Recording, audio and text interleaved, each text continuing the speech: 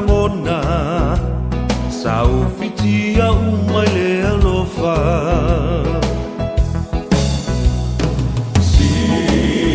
Sila maya ia inei mea ua o fai O lalo I foretu unga mau o te taku atu Ua o fo I mai ai Umatu o si o uola Fasia ita I faiti onga Ai mo oe o te le I faafiti Sa o fai a mea sili sili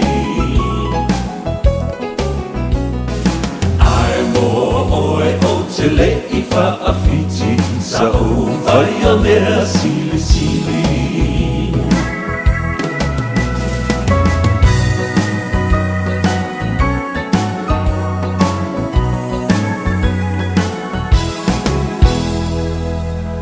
Ia, talofa lava le pa ia bawalunga o le whaafonga tā puai a maise o le sila mai moa a le atunu u le neita hea o fau o le astonai o le asofitu o le masina o iuni lua afe lua se fulumalilima ato le leia ia ile vai aso o le leifoi masina loa ua afa ia ile tausanga o le tātou sāwalinga.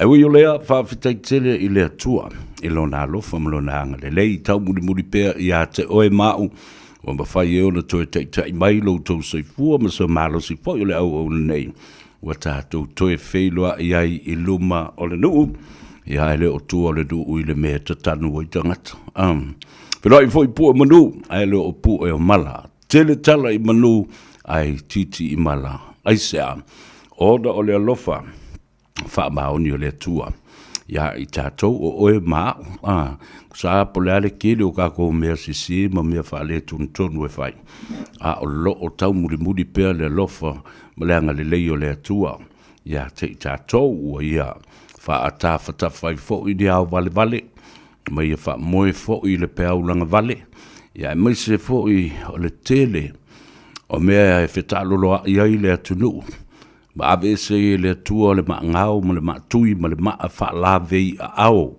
I lau soifua ia maso malosi whaftai le tua sa o wha la le lei lo wanga le lei le ila vanisi tala o upo le atunu e wha matala ai wana o le nganga whaftai I lau wala whai ma malei fua mai whanunga le lei le nei tai au ia wha kongkonga kulai ako o kore le ia pe o lo kingo mai whanungulai ke manga wangava ngoi ma lo vai makua whaafitai le tua I lo wanga le lei. Ua le mawhai. E a mātou upu ma mātou tala. Mauni o mātou wa mio ma winga. Ona wha matala I lo siri ese. Ma lo alofa wha maoni. I le aso ma le aso. O le fo wanga ngae ia le lai le nei tai au fo musuru ai le lau ele. I le mana lama. Ia o le mamana I o ngā luenga le tua mana fōwhanga. Sa tō whawha ma momoi le pō ana pō. Ai sa a afu le ia afu le tua o le alofa tu noa le ua tātou wala whai hei nei tai au fau. Ia, tōna ia tu le dawa yaso maona futia. I le nganga I fō whaiva sa tātou sāwa wali mai ai.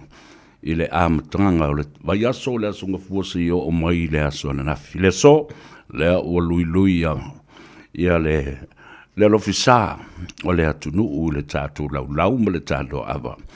Ia, ava mua le atua le nei tai au fau, tauta se ava momori ipu o le tai au. Ia, tau wafa se ava le whaafonga fo I ma le tāpua inga le atunu. Kangwa oe, whakaikai pio le whaasina singa ma whailau. Whailau whaamungu ianga I le kou whale. Ia, rau awale le tua, awa mua lau whio le nei tai au. Ona o louanga le lei ma loua lofa, wa mātou toi lau lua whasira whai I fo I ma le tunu I lunga o peau mangalu le ea. Pātou lou le nei tai au, I le mānonofo fo I ma le tāwhatolu o Samoa I ona tūlanga whaalupe. Mai maunga te tele se I o I maunga iti, ma I o nāo se I o I ona iu. Pa ia mamamalu whaale malo, pa ia fo I mamamalu sautua whawhawha. Whaale anganu, whaale atunu, ai ia manatua ia e matua le tu le ngā luenga le atua e pei ona tō ai le pule ana whanua i lau ele i whale u mautuang yang ai ia le na oi lo sunu ia i la whale o le tala le lei o le malo le atua i ngā tai whale u mautuang yang ia i le ainga le taima le whale manono ia whapena fo isi tai au le tala le lei na pauna o tai au ta ue lo mafo faune nei tai au e ui tai au ma tai au ia au le tai au le tala le lei lea ua tātu e fo la le taimi o te papai hel mata upu lea langa e le i le lei i la o whalongo ia te au lava ia e le mali i ai lo loto i se sauloanga se whaife au i le asona nafi ia na whapea ila na tala. So se pati ma se vaenga whai e tuu iai te tonu le swafa pa iyo le tua e malaya. So se vaenga whai e tuu iai te tonu le swafa pa iyo le tua e malaya. E malaya. O ele i moe le leilo o mafau le poa na po. Io o mai le tai au nei, o te tatalo i le atu e whabangalo mai au. Io o mafau nga, ma le mea o ilo loto. Nei a vea ma upu tō i a te au malo ngutu. A whai la, no fola mai whalongo longo le vesiri mua lea, ua teia ai le talinga, teia le whalongo le tai au nei le TANOA AVA. A whai la o le suafa, o le atua o lo wha pipi i a Samoa. E wha vai le atua Samoa. O le whasiri le atu lai mai. O le atunu ma leia la le atunu ule.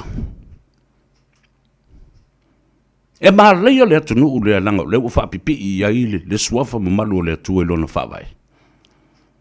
So e mai sau tali, a wha fonga mai fo i lau whainga luenga. A le tua. Au mai o tō whingalo. Au mai le tō whapa ia. Se i sufi ai le langono le tai au le nei. Upu o la lafo e lea whaiwhea. So se vaenga whau whai. E wha pipi i ai le suafa o le tua. E mā leia le nā. Vaenga whau whai. Au te matua i o wafo. Lea la fasili la le ua watu le tai au nei. Sa ili mai se tali au tau le au whaingaluanga tu lou la inga salevi. Langa o se tasi au tau so o lea wala lafo le tala lea. O lea la. Whawai le tua Samoa. O Samoa malone whawai o le tua. Lea ua whapi i le tua i le whawai o Samoa. E ala. O lea tunu maa lei o lea tunu nei. Leiti oa. Mana ia kako si pai fa pena ele nei tai au. Si abatu ai se le ngona mal fa no no. E ia le taimi te tala ele tātou leina. Noe. Ona maila ia leo le tau fa le tunu. Ia, fatalo foi te mamti na matua le tunu tu asin sina. Ma lol so i forma de nei tai au. Fa mo lo mon ria o tau. Le lofa mleanga le leio le tua. Pa ia tu fo i ma whana. Ma wha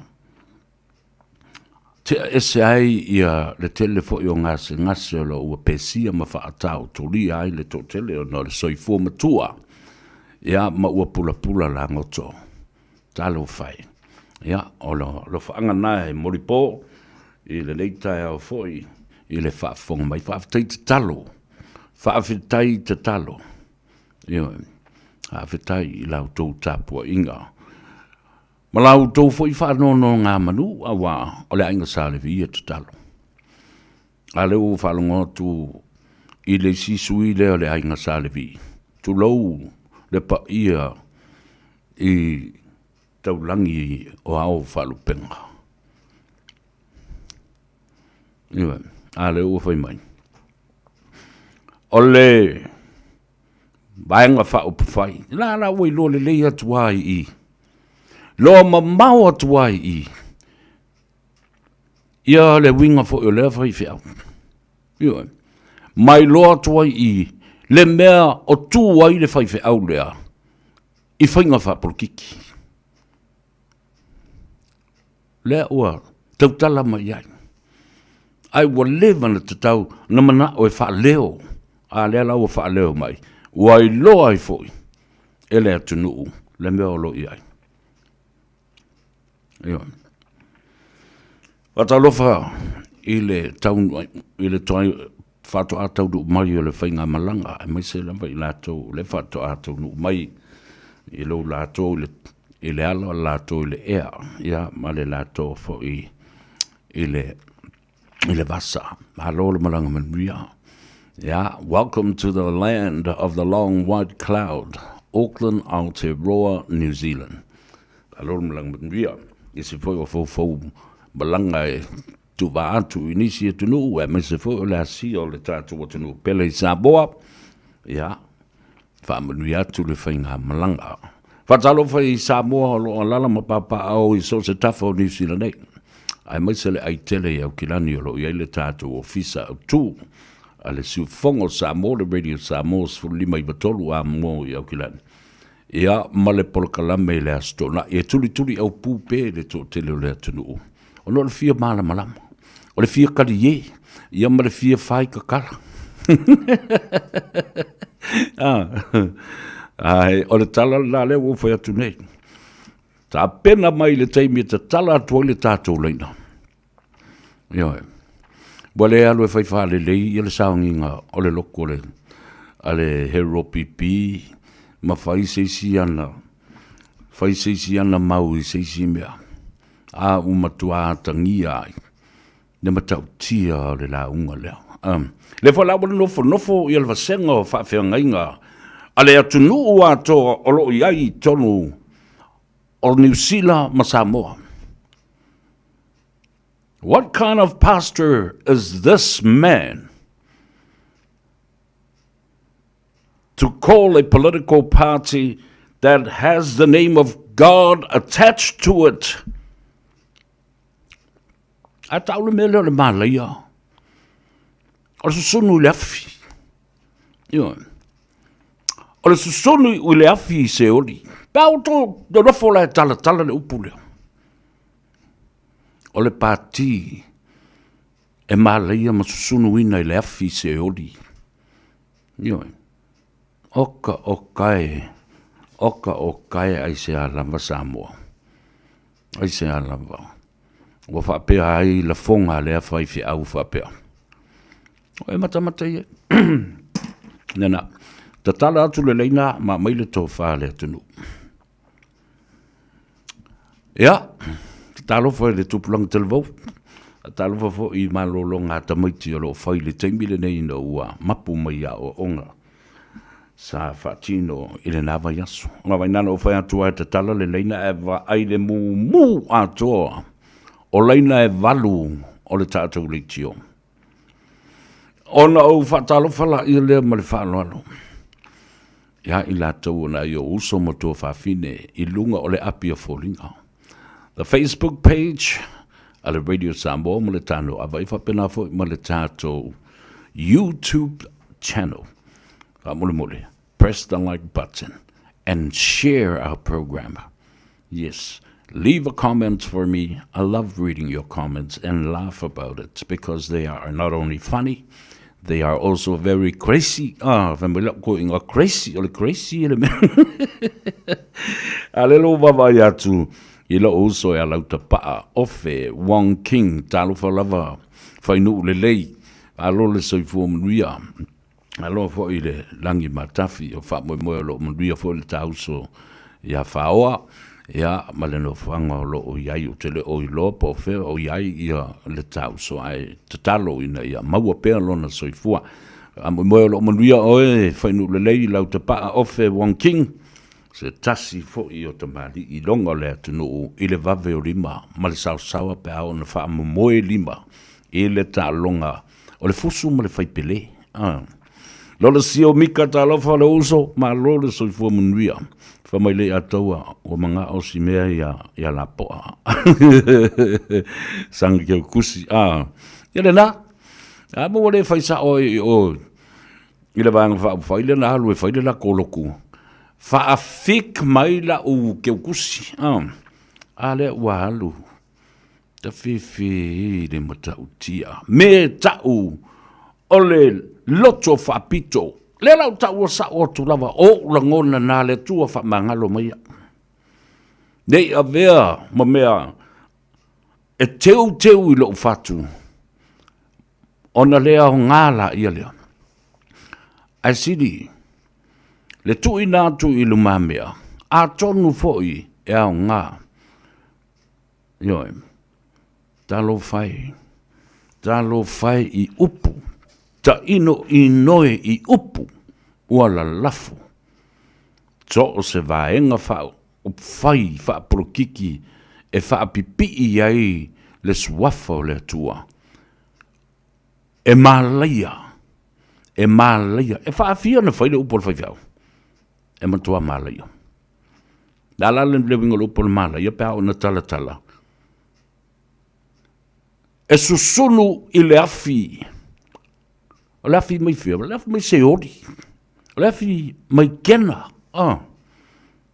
Oka e. Vena.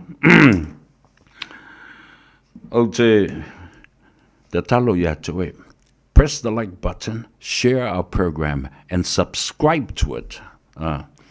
And keep your belt on.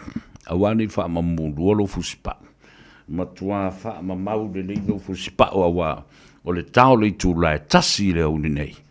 O le atato sipai ma le hafionga a lilo maiava. Mai da mai Samoa, le sui le radio Samoa. Sa nofo, ma fa longo, ma tusi ma fa mau. O upu sa fai te tonu le fa msinonga o lo fa tinu nei. Ma vava ai i a mi o tangata, ma winga o tangata, ma upu sa fai. Atalo fatu, ilo fionga le suafa. Le malu aso tavae, malo soi fu manuia, lole fa talale, ia fa perfo i soli ulale. Keep it coming. Andrew Ngaso, fa mai. Kukusa lele ia le kala le fai aulea, ma le kala fia me. Te mea. I'm saying, man, this is really, really a shame. Yes. From a pastor. E tū le pulela. A o ia o le tangata, o le fō mai o whawhitauri, o le fō mai o le esa inga le atunu. O le fō mai o le fuli tuai. Ala le mele na saufai. Sau susunu isi tangata. Ioi. Sau susunu ma tutu le afi, e susunu ma talali ai. Ele ai se file mu e moai. So you see? Fai mai fo i awa le involve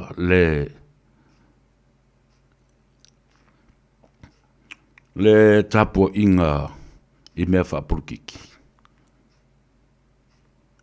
E iai lava le me PCI. Iwa. Ai pa tasi la le fai au na matua fautua ina le fai ngā malo le sa iei mua. I le pae inga lona sifruma le ono. E oe ka koso mai isi fai au kongi lako sifrua i ma lako la fonga. Oka e. Nau fai atu o tau lau fai ngā luenga. Iau tau walo lofa mai i le atunu. Iau tau te talo mai mo le atunu. Iau tau wha mawhana i le atunu. Ma iau tau te talo e whai o tau masui o le atunu i luma o le atua. Alan me lo whai. Te talo ina ia wha manuia i stangata. ai tu le is tangata I le afi kena. La tu inga mele. Ele umalo o faali imalo wita ile tu inga mele o faalongo ye na po. Ele uma. Talo fai. Ile atunu. Le atunu rasa ili vai fofo. Le atunu lo tangi atu iluma le tua. Fasino mai lela. Ale o fasino lela. Asolusu mai va o kusoka ko wole. I whainga paloka. Mapusa paloka. Te le tofa atu Samoa. Nā o tō whaafonga. I meo le whaitama whaapito. O si I lesi ai whaasavali matoso whaatatai lela.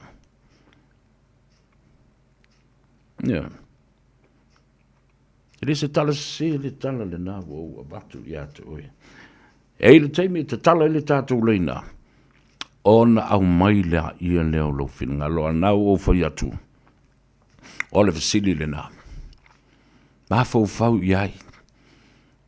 I le tala le whaife au. Na la lafo ana po. Ma whai mai ai. Tō se vaenga wha upo whai. La lava o whai le fast. La o whai lava whai pupula tua mata. I mata ma whonga la uli ma I lato. Ma o te matuatali tonu. Ile le kea le whaiwhi au lea. Ma le I tā pena. I upu lana sāvali. Nai manatu ia. O whera o mai ile maulina. Whea o au mai eile maulina I tono tuspa ia. Ma nesi tustusinga. I ata mamai to reference that any political party with the name of God attached to it will be burned in hell. E maleia I le afiata o le maleia o sosodu.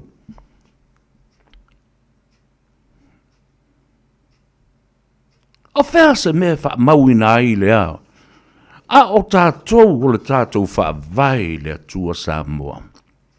O lana winga fo I la o lo whinangalo le whaiwhi au lea. E mā leia le atunu u le o Samoa. Langa le whapipi I ai le atua I lona whaavai.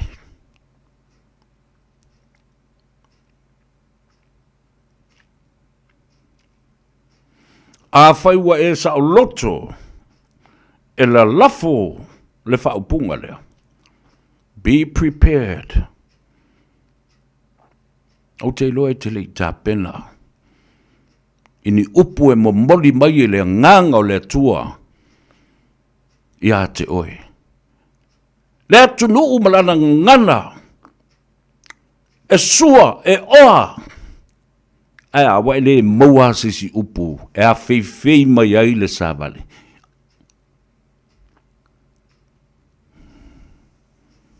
Out of the sensitivity of the issue is at heart of this topic. Ame sa'i Samoa. Ale sa'i Samoa la yata tau le la. Dea la wa tātou woi whaali liu nei le upo le whaiwhi au. E mā leia le tunu ule nei. Alo tō ngā ruenga le nā tō te talo. I le au ma le pō. Ina ia manuia le atunu. Manuia Samoa. Le anga ua whapipi I ai le swafo le atua. Lea la, it's totally the opposite of what this pastor whaiwha au le ua whai. Tu lou le inga sa le vi. O te ai o yatu ma o whasifo. Lau tō whapa. I o te loe tō tele isi whaiwha au. Le mātou tala noa ai. Nei ma whaiwhi au. Wa mai tala isi tō ina I o malolo mai ngā ruenga. Insensitive. Insensitive. I le ngona o le atunu. E la I titi le mawhauwhau o le whaiwhi au. Wa tala tō ina o malolo man malo.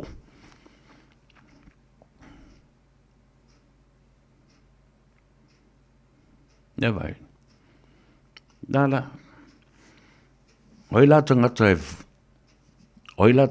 e muri pongi sa ile whaiwhau. Hopelessly devoted to somebody who will say and express this. Te le yo le onga. Ma le mawhatianga o tangata i nei upu wala lafo. Wala ngo e lo lotu ia i isi fai pule o le tūle. Io, lo lotu ia i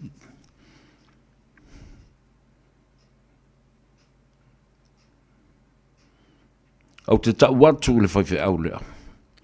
Lo uanganga tae ma le whaanoa, ma le whaabau. Te le kea po ai le pati. Au te lepo pole, pe a whai fo i le eiso so tanga i se pati. Ma se vaenga whau whai. Ai o le upu ua lafo. E ao fia ai ma sa tia le langona. O le tangata tāpua i le atua. La leo ngai la iona tātou toi tala noa ma tau le suafa ma malu ma le suafa i o le atua.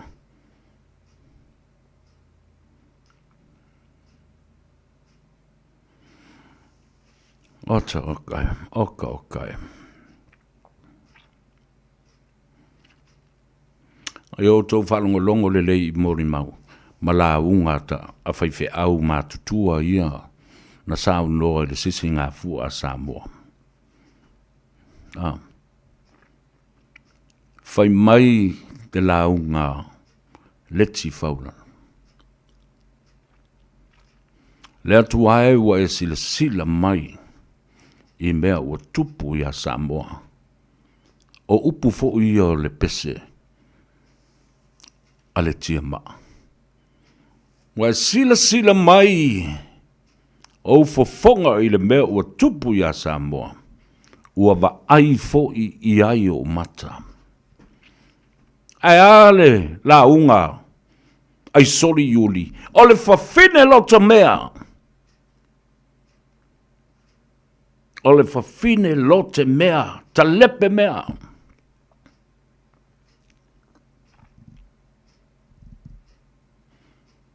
Wa mafua ai ona tātou ai noa. Ai vale.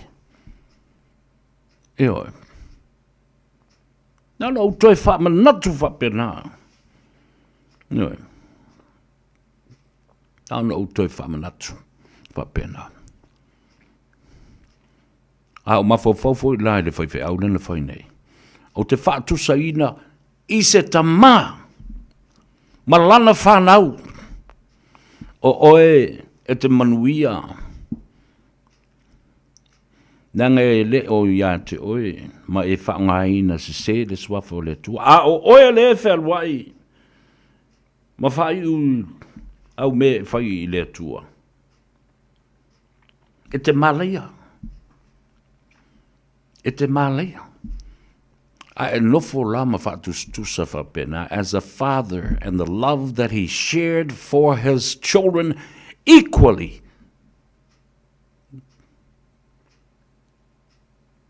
Is it fair to say that you love the other son more than your other son? Whapena le mea le whaiwhi au lena whai. O vaianga whaau whai ne i lua. O lana whanau. O le whatutua e le atua Samoa male. Vaenga e pui a ia te tau o tangata. Mai o tau le wha ngā le ngō le tua. Tau te malea. Susunu o tau le Afrikena. A o tau ia. Tau te manuia. E maa nei e le whanongolong. E maa nei i le lalafo tala malmanatu. Naona e wha lele. Ma le lea tua i le tala i le ea. Ai mātou no nofo. Ma mai tau. ma valiano, ma whaasanga-sanga i le matangi e hangi mai ngā tei le matawhanga. E le manongi le lei. E le manongi le lei. Ia. O lo whannoa noa anga le nā. Ai se aia lei no whannoa noa. Le anga o ele tausi. Ele i atau o mali atau. Ma le mamalu le whan manono ma lo lato lua. Futi ma awa pao. Mamalu le to whaori. O u ele na to ai le pule ana whanua. Ai suno iai le ala taua. Suno iai le ngaru wenga le tua.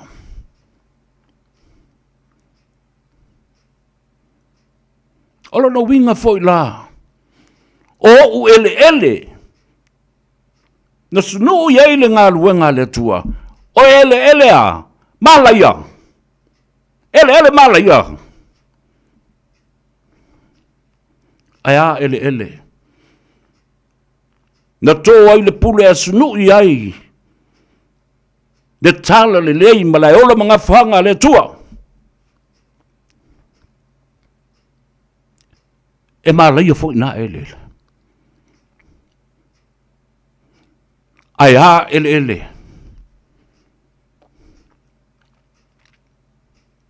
O le tala le lei. Mata ni uwhea ngai maleata. E malaya fo ina ele. Ono le ngāru wenga le tua le taunu uia. Ele mali a ea. Ele mali e le whaalongo. Amena e whetua. E whai talingo au pā. E tā whawhao foi. Talingo tufunga uli o maunga o salafai. E ai e whaalele. Ai e mai tau mauwinga o upu. Talo fai. Fa malulu atu le atunu. O te asu atu vai malu I puenga. Ono le fa no anga le na. Ua masu atu. Ua ava ese atu malo fata. Ai te upe I lo mafau fau.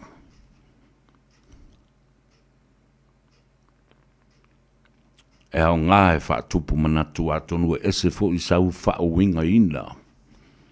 O le māta ngape e siri atu ona e whaawinga ina I se isi tūlanga o vātu le māta ngā I la o whaawinga. Awa le ai lava sesi whaamatalanga e ufi ma punutia ai le upu o whalele. Nesa ole pesele lea, tōwhanga. Tōwhanga meki. E mātanga, ni upu whapea, e tau tala I ai se ta mao le tala le lei. Se ta mao le ngā ruenga. Se ta mao le nganga o tangata uma. Ngoi loa ai, le alofa whapito. Le whai mea whapito. E te talo mo isi. Ai alua le loto ina ia whaaleanga nisi. Nea la wilo atu. Winga. Ma le vaa foi. E tautala mai lava. Po whea lava sisi me to e alu iei. Ua wha pipi I ei luma o le mua ulu o le whaiwhi aule nao. Le HRPP. Li diu mai patua, la tusi mata tele mai. Pastor of the HRPP. Si I lunga whapea lima, e alu ma le fu al HRPP. E tusi I lunga o le fat. E tusi I lunga o le pelau e malona fusiwo. Ia. Nā o whātu ese atu. I luma o le atunu, ma upu o tautalai. Ma luma o le atua. Neli I. Wana o au o se tangata ang sala. O mafau faunga wa folasia I le asula nei luma o Samoa ma le lalolangi atoa. A whaiua o sea. whamangalo mai, matua e whaafo I mai, upu ale I ataua sa vea. But I won't regret it. I don't regret it. I've said what I've said. I've expressed my opinion, and it is a qualified opinion. Doesn't matter whether it suits your prerogative or whatever. I'm not here to pamper you and to tell you what you want to hear. Yeah. Ole wingo le nao le tala. La tatu wo e supe se avano e tala noa tuai. I le tatu uso ma le li I pule o le tatu fale vale. Le o mega cars ai tale pese le maoe. Na tala I mai le tala o le kalesia le fai pese katoliko mai lo matou nuu I sa fotu.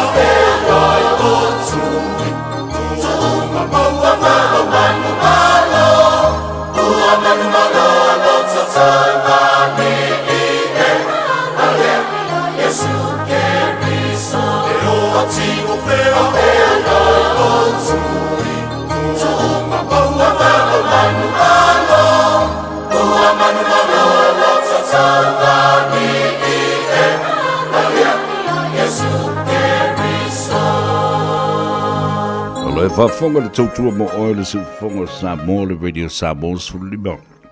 I watolu a moi au kelani. Ia wa kipi whafose e koe lau whai pese le maku au loku kākoliko I sa fotu. Ia le malai e whinau. Ia o wala le tupo le tū.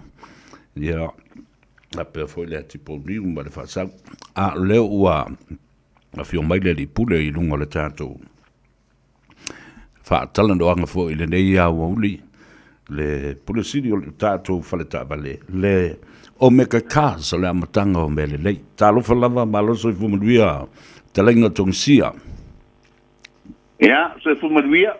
So le so e se foi le tu aso a la wafionga le atoa. Ma lia lava. I whane e o te kino fo I ua maua le avanoa I le ala fo I le fai ai lo nei patama pulenga le tatu fale tamale lo make class patalo fatuai la tsunga le li pasalau ya por agua pionga fo I agua pionga le atawa pa malo se fumania pa malo le tawatai yo e biere tu le nefu to mo le nei la le atawa ma di la moni au tatu te momo mamanu a saumbala atia a o le taia o nei ya sa tatu a afu le ia afu le lofo le tua wale fa ai ma foringa ia te ia fa popo ia le aso fo ia so lo so fu ia ma le ma le tu no o fa fo mai e le ia si tala si ia tu na o le nganga fa tai le tu ia e sa le ia sa le lava le Samoa le atawa yo e tau lava na mo yo wa o ia lava na ngā na fofo ina leo tatu ai ne la lang yo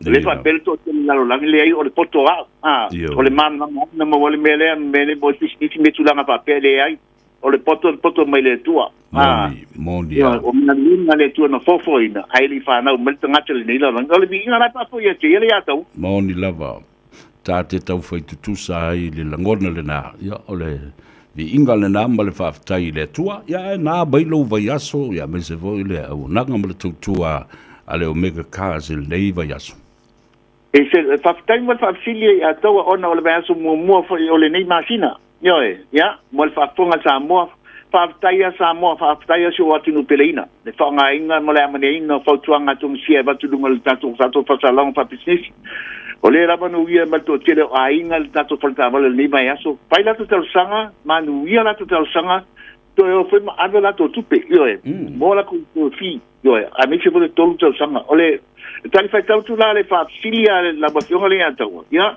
o le tulanga tato falta vale le so a fa pese tala le atawa ma di le o ai ta foi le ia ta tia ia la le se pese kala se mul mel falta vale pei e tatu titilo tu ate lunga le Facebook page, lunga le YouTube, Ia. Pei fuaru ta loto. Lei ato, titilo tu foi le matang o fia le tapi na ina ma le whasolonga le pokalame le meso a tu le wha. Pailo e ngengo se lau tau sanga se o ta tonu, le laka i mota. Boni lava. Mata langu, o mela we nge wo fiu le finga sa wia me fa te kani ua kar kong le fai makamanga le bade au le ato. Le tulanga ngale le terminate ya au ile a pei fa na sa no es te no sola. Ye fai isi me le a tu isi me le wa me le uma ya pe so atu le ato ya le mai ta watu matongo fie fo ia live le fo ia live mai pai mo luna si o tatou nu mota i nunga le Facebook page ma luna le YouTube ia le lai mo ea no e matamata tua ia lia taua ia ai te sila fo i hoi a lai whaalongolongo mai fo i ia lai o tatou uso ma le tatou nu a wā la tau e whainu le leile a whonga mua whaalongolongo ma mata mai ai maise la o ta ua na whananau ma pa upu te tono le nu le leo a o le vai mai o le tatala no atu tatale tala no na o ta o le tatala no le lalo langi atoa ia ma fa manu ia tu i fo i le lato corporate dinner i le fia nande ai mai se o ta mil sanga to fitu ale tato au la kapi ma le se lauto sanga i mota ia e sa le lava sa nganga le ia to ia a fo mai yo tanto tante Samuel do kimngele se pi pa mo me ka ur kimngi kai ko fikura ya le tournament ya ka pinga mo foi le nu a to le competina ngangi na ya pe na ia yo taru si ia po ala tala ta ua ia sa mauria sa mo ya ta nu la man wia sa mo el tanto nu wa sa le no se la ta sanga la capito no tanto nu mota yo a fa fonga me lang ni mo ta isa mo terminate alo fa tele tu alia ya tu ngai ata wa e mo tongi sia ya auto malava yo no man no fo tu ya tu mu panga pa po antu le fale i moto ma i ngaluenga ya ta ya al favor o to le fale nga se la ta sanga le ata ai te sila fio ela no ata ono vava tu fa mai e ono le leio wata lai tu tonu o le magazine o tausanga ese matulanga ese sauta aloi i le tatu au te rola po i iso au sa ka la fo so wa kai ho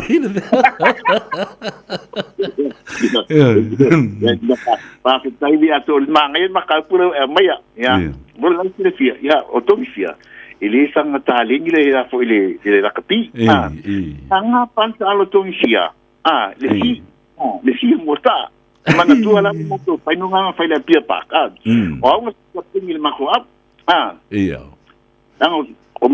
mako fai no mavaiala ya Wala nge talo, le me monia afa fonga me ngisho mato au na vai tau. Ole later 70s. Ole no eli for the bunch of fools that never been out. Pe al to taimi ma mastamo David Shoe. Na, nga kapteni te me susta talo fai lusu fai langi folam ono le wa tasi mai ala tua fine alilo mai ava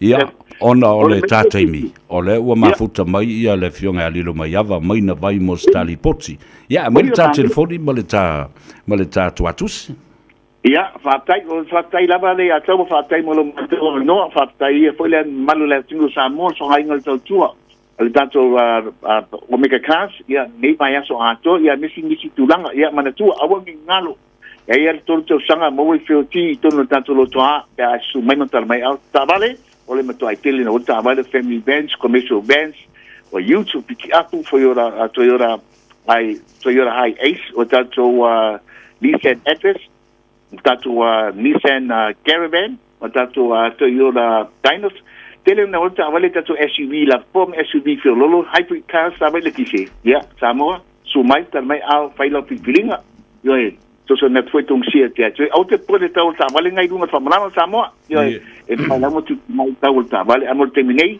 su mai tala mai au ile lu selau Kemeni Stripe ngai papatoi manukau lu selau Kemeni Stripe ya ke nai foi in pai foi nai para amor tatu le nai ole oiva lua fitu lima balu te silua o iwa lua fitu lima balu te silua al telefoni tong sia ole olua tasi papitu ono lima fatasi olua tasi papitu ono lima fatasi Samoa ia mangia tele lava weekend mangia fo fai valu fima nei aso a nei atau tele lava ia papena lo fatu la o fionga tate felo ai pea ai fa sui fo ia ma ia mangia sui fo ia le da telenga tong sia Pio Wilson o ia ole pulasidi ole tato fala tavale le o tautuaina le atunu ka cars te bol tuatu si lua se lau Cavendish Drive papa totoe I manu kaunei ia te maua fo I le latu telefoni le na o watasi fafituano lima fatasi po le ofisa fo I le lua fitu o lima valu tasi lua o le ua sfulma lima minute wa te aile tasi ia ai tau nuu mai loa ma le sa o le fionga ia lilo mai ava maina vai ia mai le toi tau wha ilo fo I le fongatia ia le tua fine vai atu o na taulangi ma mamalu ia ai o ia o le sui o le Radio Samoa mai a pia ia ma o le tatu so tanga va malanata le na o lo mwhai ai o na longo puia li I le atunu I mea o lo tutupu I lau whanua me ele o lo o tapuai ia matautua mai ai I le anganga fifia le na ia o le atau au whai ai e o ia nau tau whafonga e whasoa fo I ma le tau wha ia fonga mua seu Manu Francis Ioane I le vai aso ia ai to tele I la tau o lo misia I le lātou whaalongo fōi. Ia pele o fōi lungo le apio fō ringa, ia ma le tātou YouTube channel, ma le Radio Samoa channel. Wana wo I le Radio Samoa live and whaana halu, I so stay mena tā wa I lo tango. E subscribe I le Radio Samoa, subscribe I le nganga I fō whaiva, subscribe I le TANOA AVA I le astonai. E te maua I le sao, maua I ma le aka, maua I ma le fifia. Ai siri ona e maua I le malamalama ma le manino le lei. Ima tā upu, o lo tutupu I Samoa, ai mai se le whaamsidonga o lo whanga solo nei. Le si lam tā upu le nā leo o whaalonga tu nei. Ia, ai a whai wa tāpena mai lau o fionga, au te fifia e whaatalo whātu. I lau o fionga le lumai ava, walo lo fo I aso, wale o koe whainka o Riemann ka story. Ai o tonu o lo manuia o e a taimi o te tango ai ki ma o whalongolongo atu ia ma whatu ai nai manatu malangona e whaifo I la upor kalame I le nganga I fo whaiva ia ma le tano ava. Le nganga fifia whaatalofa ma o whalofa atu whaafelo I te fo I la o whianga rilu mai ava ma lo le soifo manuia whaafitai mo lau teimi wau te lola stona I o le teimi ne pisi matau mo isi malo longa lau o whianga. A o lea ua whaavanoa mai. Ia, ma loro soifua fio mai e le tā, por kalamba le tāno ava. Taute se ava. Ia, ma mori ia leipo le tai au I lau fionga. Le ua mai o na ava mua le tua. I le alofisae le neia tai au.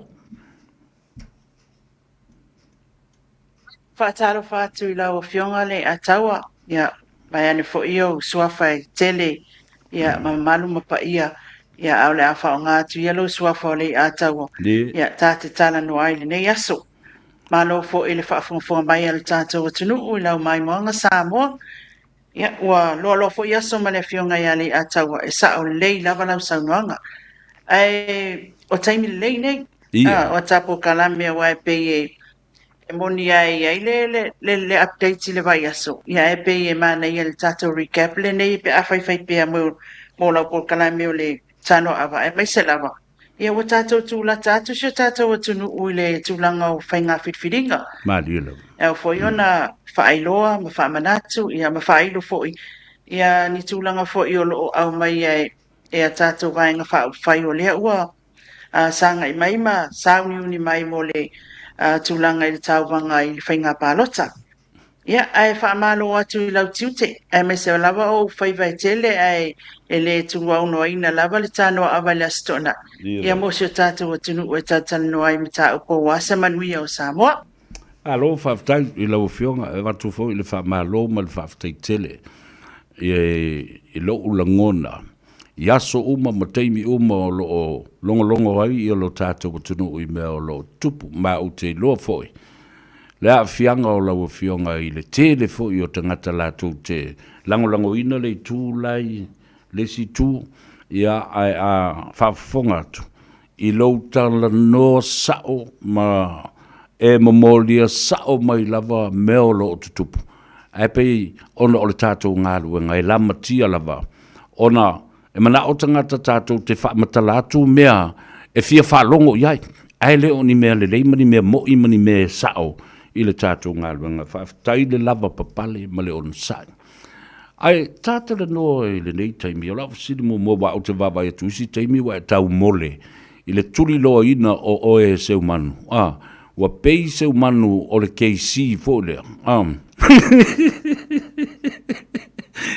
Pe muringa fo ia Richard Merchant o McCaffrey i le mere fo i seu manu. Nalo akau whaksole. E kusonga kuri au puari ia lino mai a ai le ase la ngona o tangata overall le tawa fa inga pe ua fia at least o lea ua fia le whaamsilonga wa leva na tali po fea e o mai le aso ma le teimi whaatino ai wha moe lea ta le lava la usaunanga le atawa o le tūlanga whailele wa whaamata ai mai lo tātou wa tunu o ina wa whaile mata ukule nei. Wa whai e peo i nei le sa awa tū au mai ai whai whina ngano le atunu ia o nisi whai wa whaatupu bebes. E o ai a kako, wa makua i kele ai kala ia tātou. Pe a tātou li poti atu i le tu, ia pe a li poti i le tu, ia ma pe e whesilingia o le whea e tu waile au tu stala, ma whesilingia le tātou ngā luenga. Ai, o le tūlanga tāua, ia manino le tātou atunu, a wai po lea lava ma lea, o lea ufa ngā solo le mata uku. E le o se tūlanga fo ilele ina ia tātou whaile au, anga i le tūlea, po le tūlea. A ia tātou sa ili atu lea mi o tonu e ala il whai unga il wha masinonga. Ia ma tūlanga uma o lea ua a mataita o le manga, ile langona o tangata i lau tilo iai, ma le toa telo i lātou o lo o mātou wheso o taipia. O lo o iai tonu, o lo iai le whaamasinonga le nei, i aso uma lava. O lo iai ani si o vaenga whaupawhai le fast, o lo o anga i atu moa lātou lo ia le tausinga. Wai le whaingofia ia le tausinga o lo ia mai whafo.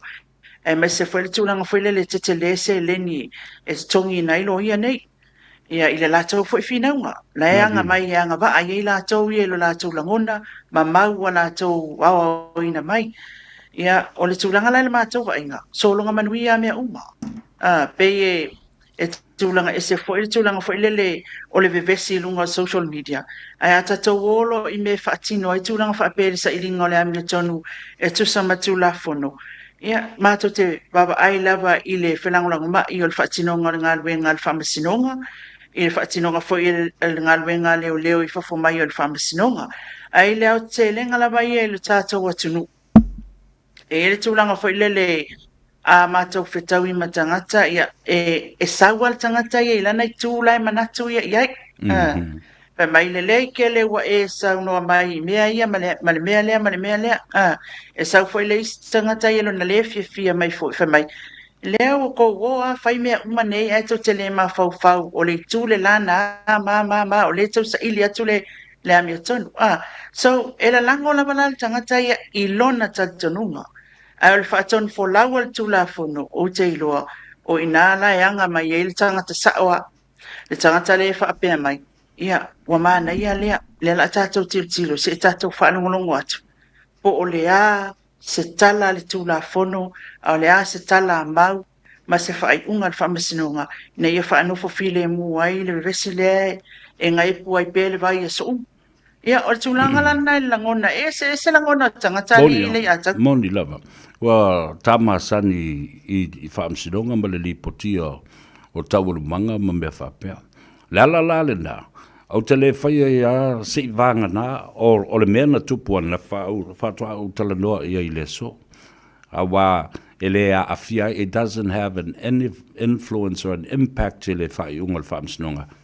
What has been said yesterday le lala au tala noa ia I le aso le nei awa ua uma o na tala noa ina ma a sa le o ngā samina le whaamsinonga ai sao lele lava lau sao noa pe au lo foi atu te mi o sola e mana o tangata tātou te tala noa atu I mea lae iai o lātou langona malilifa iai ai lo tātou tau mawhai e sāwa vali atu ina ia whai loa le le mea ua whamei o matali o lo avatu I lau sila leo ua mai anei mori mau I e tolu pe wha pe a wha pe e te tuu se scale fo I lea le fua I le vaai o whea lea ngā iai o tip like titi le scale e talitonuina ia mori mau ia wa uma leo pe e fōringa mai o lo mawa lunga pe leo so fai a li I matamaita le KC lea I le lea fo I le va ili ina o le mataupu ia sila fia le atawa e moni le leila saunoanga le tulanga lea e le manato le tātou atinu ia tulanga fo ile e peona e tā ua ia se scale po se whaatulanga ngau lo iai ia vainga I tu e lua o le whamasinonga nei whaapea le tātou atinu o mea wa tātou avatua I le aso ma le aso o le whaiunga le nā le whamasinonga le ai o lai tala noa ina I totonu o le whamasinonga o mea ia li pote atoi tātou I lau whaatulanga ngalama wa uia o le whamasinonga I sa uia tilo whaatustala o lo o mautu le mau lau ta atia I luma o le whamasinonga o le whaua mautu fi nau ngā a le tu te e tusa o le mau lau ta atia I luma o le whamasinonga ai I le ngaso longa o tūlanga o lo o I te tonu o le whamasinonga I le fasili matali lai pale ni le ai tu umailua lai pale ni le tu umailua so o lai ola le evidence a wai pe o le tūlanga lava na le tele ina whailo e leo o lo wai luma o le whamasinonga le mau ia ai pe tai e sau foi le defense la kouia e tu ile mau le pe whamaunia pe le ai e tu ile au wala na mau ai le mau le pe whamaunia pe le ai I lo la tilo e malo si foi le sau le defense ia e malo si foi le alua to le mau leo ia ai vala o la e tu I fasili tato te lipotia e peia ona tūlanga e sila fia le tato atunu o lo o iai le tangata o lo o ia mata I tuina fina unga I lua o le fionga le tamai tai whaamsino o le fionga le tamai tai whaamsino o lona winga ia I lo ua manatu faltu stala e leo iese vaenga o pau ioi o le malo si atu le mau leo ai malo si foi le sau le defense atu fasilina le mau leo ai e anga lo sau ia langona I le tūlanga foi lele o mea ua whaamaunia mai leo e mafuai le latou mau whaamauninga mai leo le mafuai le latou mau o leo e luma le whaamasinonga ia ato ai ma le tau mawhai a le tūtite o le tua le vaenga ia wa molia nei ia e tau mawhai e fasilingi ia pe whaamaoni pe a miotonu pe sa o le ia le tu o le tau mawhai mai ia malo le malo e whaamaunia le mau lea wala tau au mai le whaamasino Malo, whaftai taua. O le taltununga la peona o avatu fo i le. O le e ia le whaamsinonga le tangata la tau ia o la ufautuanga, nofo pea o e malau whaamsinonga. A wā o lo mata i tuina e le fionga le tamaitai whaamsino ia justice talasa atoa sa anga. Ia taurumanga lava o lo whaatino ma upu o lo whai tonu male awala lo tu ia i whasiri ia male tali mai fo ia leo. Ile avea o le fionga le komisina o se whaululunga o se matanga luenga. Top cop. And he has the top job. Ai au maia le mata upu o le whaatalano ino lana mori mau. O su e mai se tangata whaamatala upu. E whaaliliwina le ngangana. O se mea tala whengai o te tonu ioi o le aia te tau le nai te tau na whai. A o le isi whasiri. Whaamata ua whaangaina o le mea o le whaamatala upu. Pe leo se strategy fo i lea. Po se ngai o inga. Intentionally. Intentionally ina ia whaonga le tātou ngangana Samoa. Whaalufe sasi ai ia le mata upu. I le tali whaale malama pe whaale ongo lua fo i pene nefu atoa i le mata upu. Whaftai mo le whafsiri lau whiongare atawa. I lo umalama anga le tsupunga mea. This case, ele ese mai tele o isi mau cases. O le mata upu le nei. Awa nei tatou whaapea o se mata upu o Australia i le file mui tono le tatou atunu. Ma o se mata upolo o awhia i members of parliament. O na whaapea la ia lea. E mawhai o na whaapea e tai peila le mele te saunua iai. I le whaonga ina le ngana. Ai sea, ke le i o mata upu o atua nai. E sili atu tangata na awhia ai. O le processa le ale court na whai ai. O le whesilingia. A wafoi, oro i tata tu la fonu. O se whaamasino ngai sa o maami o tonu ma whea. Ia iloa uma tangata uma le mea lai tupu. E mawhai o na tato wanga waa ia i le fair trial la lea. O le winga o la uia whamatalanga. Most of the people inside the courtroom le atawa o tangata Samoa. O tangata Samoa. Mai le ato atoa o le tilo o le whaamasino ngai le abatuina o le maua le al komisina o leo na la yon fasilingi e taipei o isi mata upu e mo fasili mai o le ale tūlanga e te mana o e whaatino ai lau mol mau nga ngana Samoa o le whaaperitania mai so se court lava po so se whaamasinonga lava le tātou atunu o lo o iai whaalili upu o lo no winga e le o se mea e fau la le tūlanga lea iai lona lua o le avea komisina ma top cop e le whaapea top cop ona lea nga waa ila ia lea ina ia whaaliliwina lana mo le mau ina ia maua ato atoa ai e tātou o lo whaanongolongo o le whaamasinonga o lo whaia fo le whaalili upu ai o le tūlanga na pe o wa ai atu ai pe o whaapea mai inisi pe ese e tawana ese le mta upu lea e tau ona whaatino le ngangana Peritania o ka le tele fo yo isi Ei. Ia, o le si vanga o te mana tūlang, ai o tau wha le tonu mai le internet i nā, ma le wifi le mea nai te. Mata o tia ishi. Ia, e sa o lea, sabea. Ia. O wha le tonu le tūlanga lea le alu ma wha penga silo. Ia. O le si vanga o te fia tuli loa, i lau fionga lilo mai ava, pe a e mai tau nei i ai, i tali fo i mori mau ia o tōna i atu. Pe ia tangia mai ai se vaenga o lakai ia le tāpenanga leo, i le wha mau o mea na tutupu ia mataimi maaso. Pe a o mai tau le lei i ai. Awa, o le si vaenga leo te whatue nei, e lua upu ia. O le interpretation, ma le translation. A interpret, o wha matala, o wha matala ina le winga o le upu. Ai aona e tango e translate le ma, o le upu i le upu. O le te le i o le ese senga. I lau wha longolongo atu i ai. Ai pei, o le asa o mai tau. lea la iona fasilingia ia leo i le ato'otoa na tusia ma fa'amaumauina o latou ripoti lea taimi ma lea taimi la sau silasila iai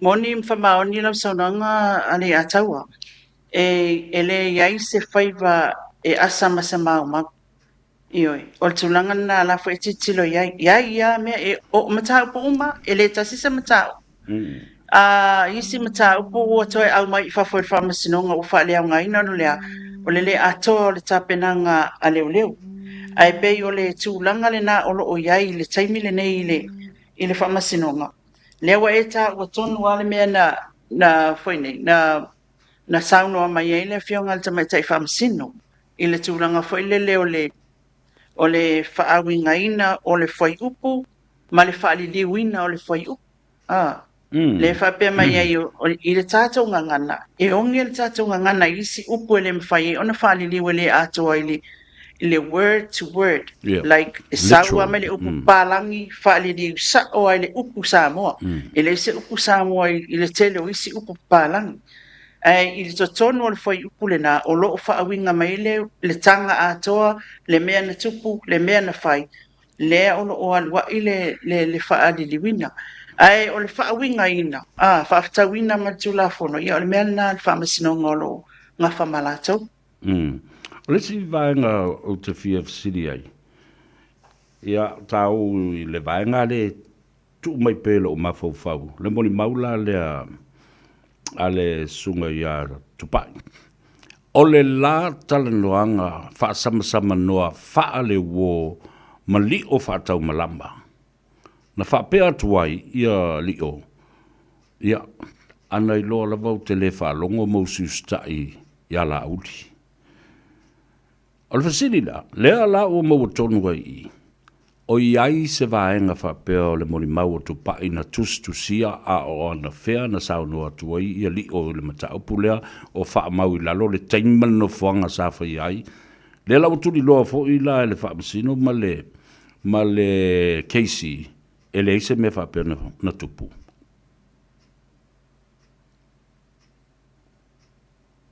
E moni o e le ataua o le tūlanga lava ia i le a whainei. I le moli maule na tupai. E le o whaama wina na whasia e le fionga ia maposua tani ato ai loa. Ia le tūlanga lea. O le tūlanga foi le aiseana le tu wina i te tonu o le whaamatalanga le foi upu lea wa ia tā ua i lunga o le whaamasinonga.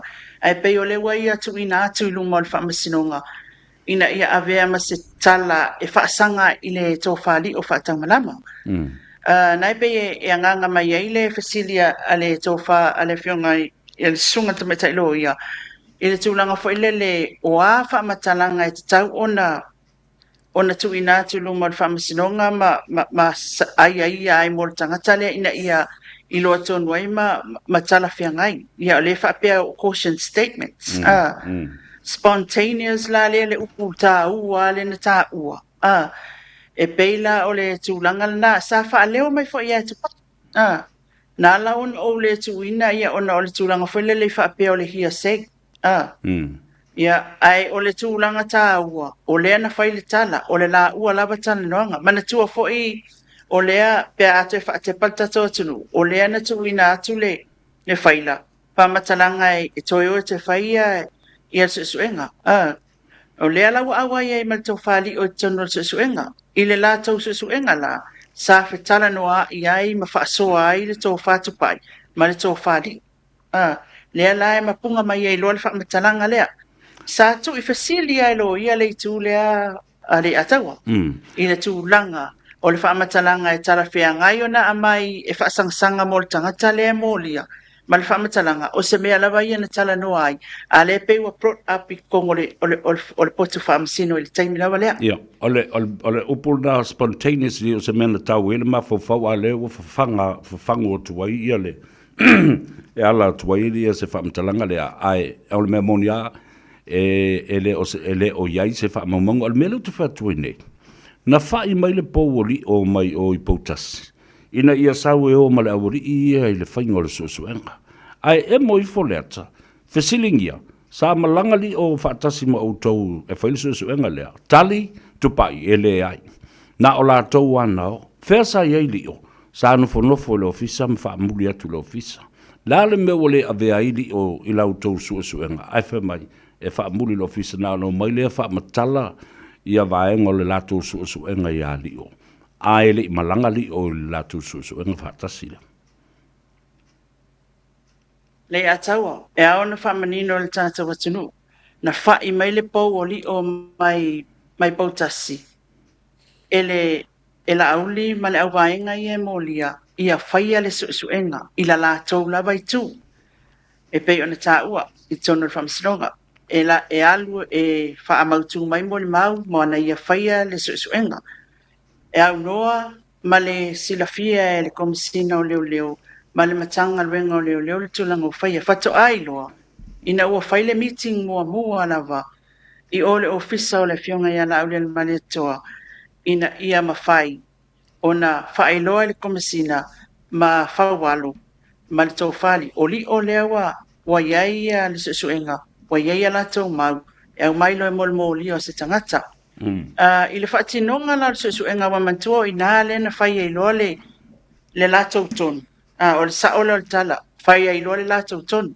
la tau whaatasi ina ua whai atu ia le fionga le komisina e le ma whai se tūlanga whaapea o na alu lava le whaatonuina se tangata ma alu lava leo ai au mai e o leo e molia alu li o whai se suenga e au mai o leo e molia le ana toi avatu ai loa le se suenga le alio ina ua whai e komisina au mai la tau moli mau ma saula malio e join mai i le vaenga le atupa e la tau te o e whaatino se suenga lea ina ia whaamautu ma whaamautinoa e moni ma whaamaoni tultuloa mau ia pe moni ma whaamaoni sa oe o tūlanga uma ia na mention i tono le whaamasinonga i le tūlanga fo i lele ua whaile se suenga o le aso mua na o se suenga sa whailoa wa mantua ali ataua i tainga o team whaapea ia e whaile briefing a leo e whaile briefing ale tai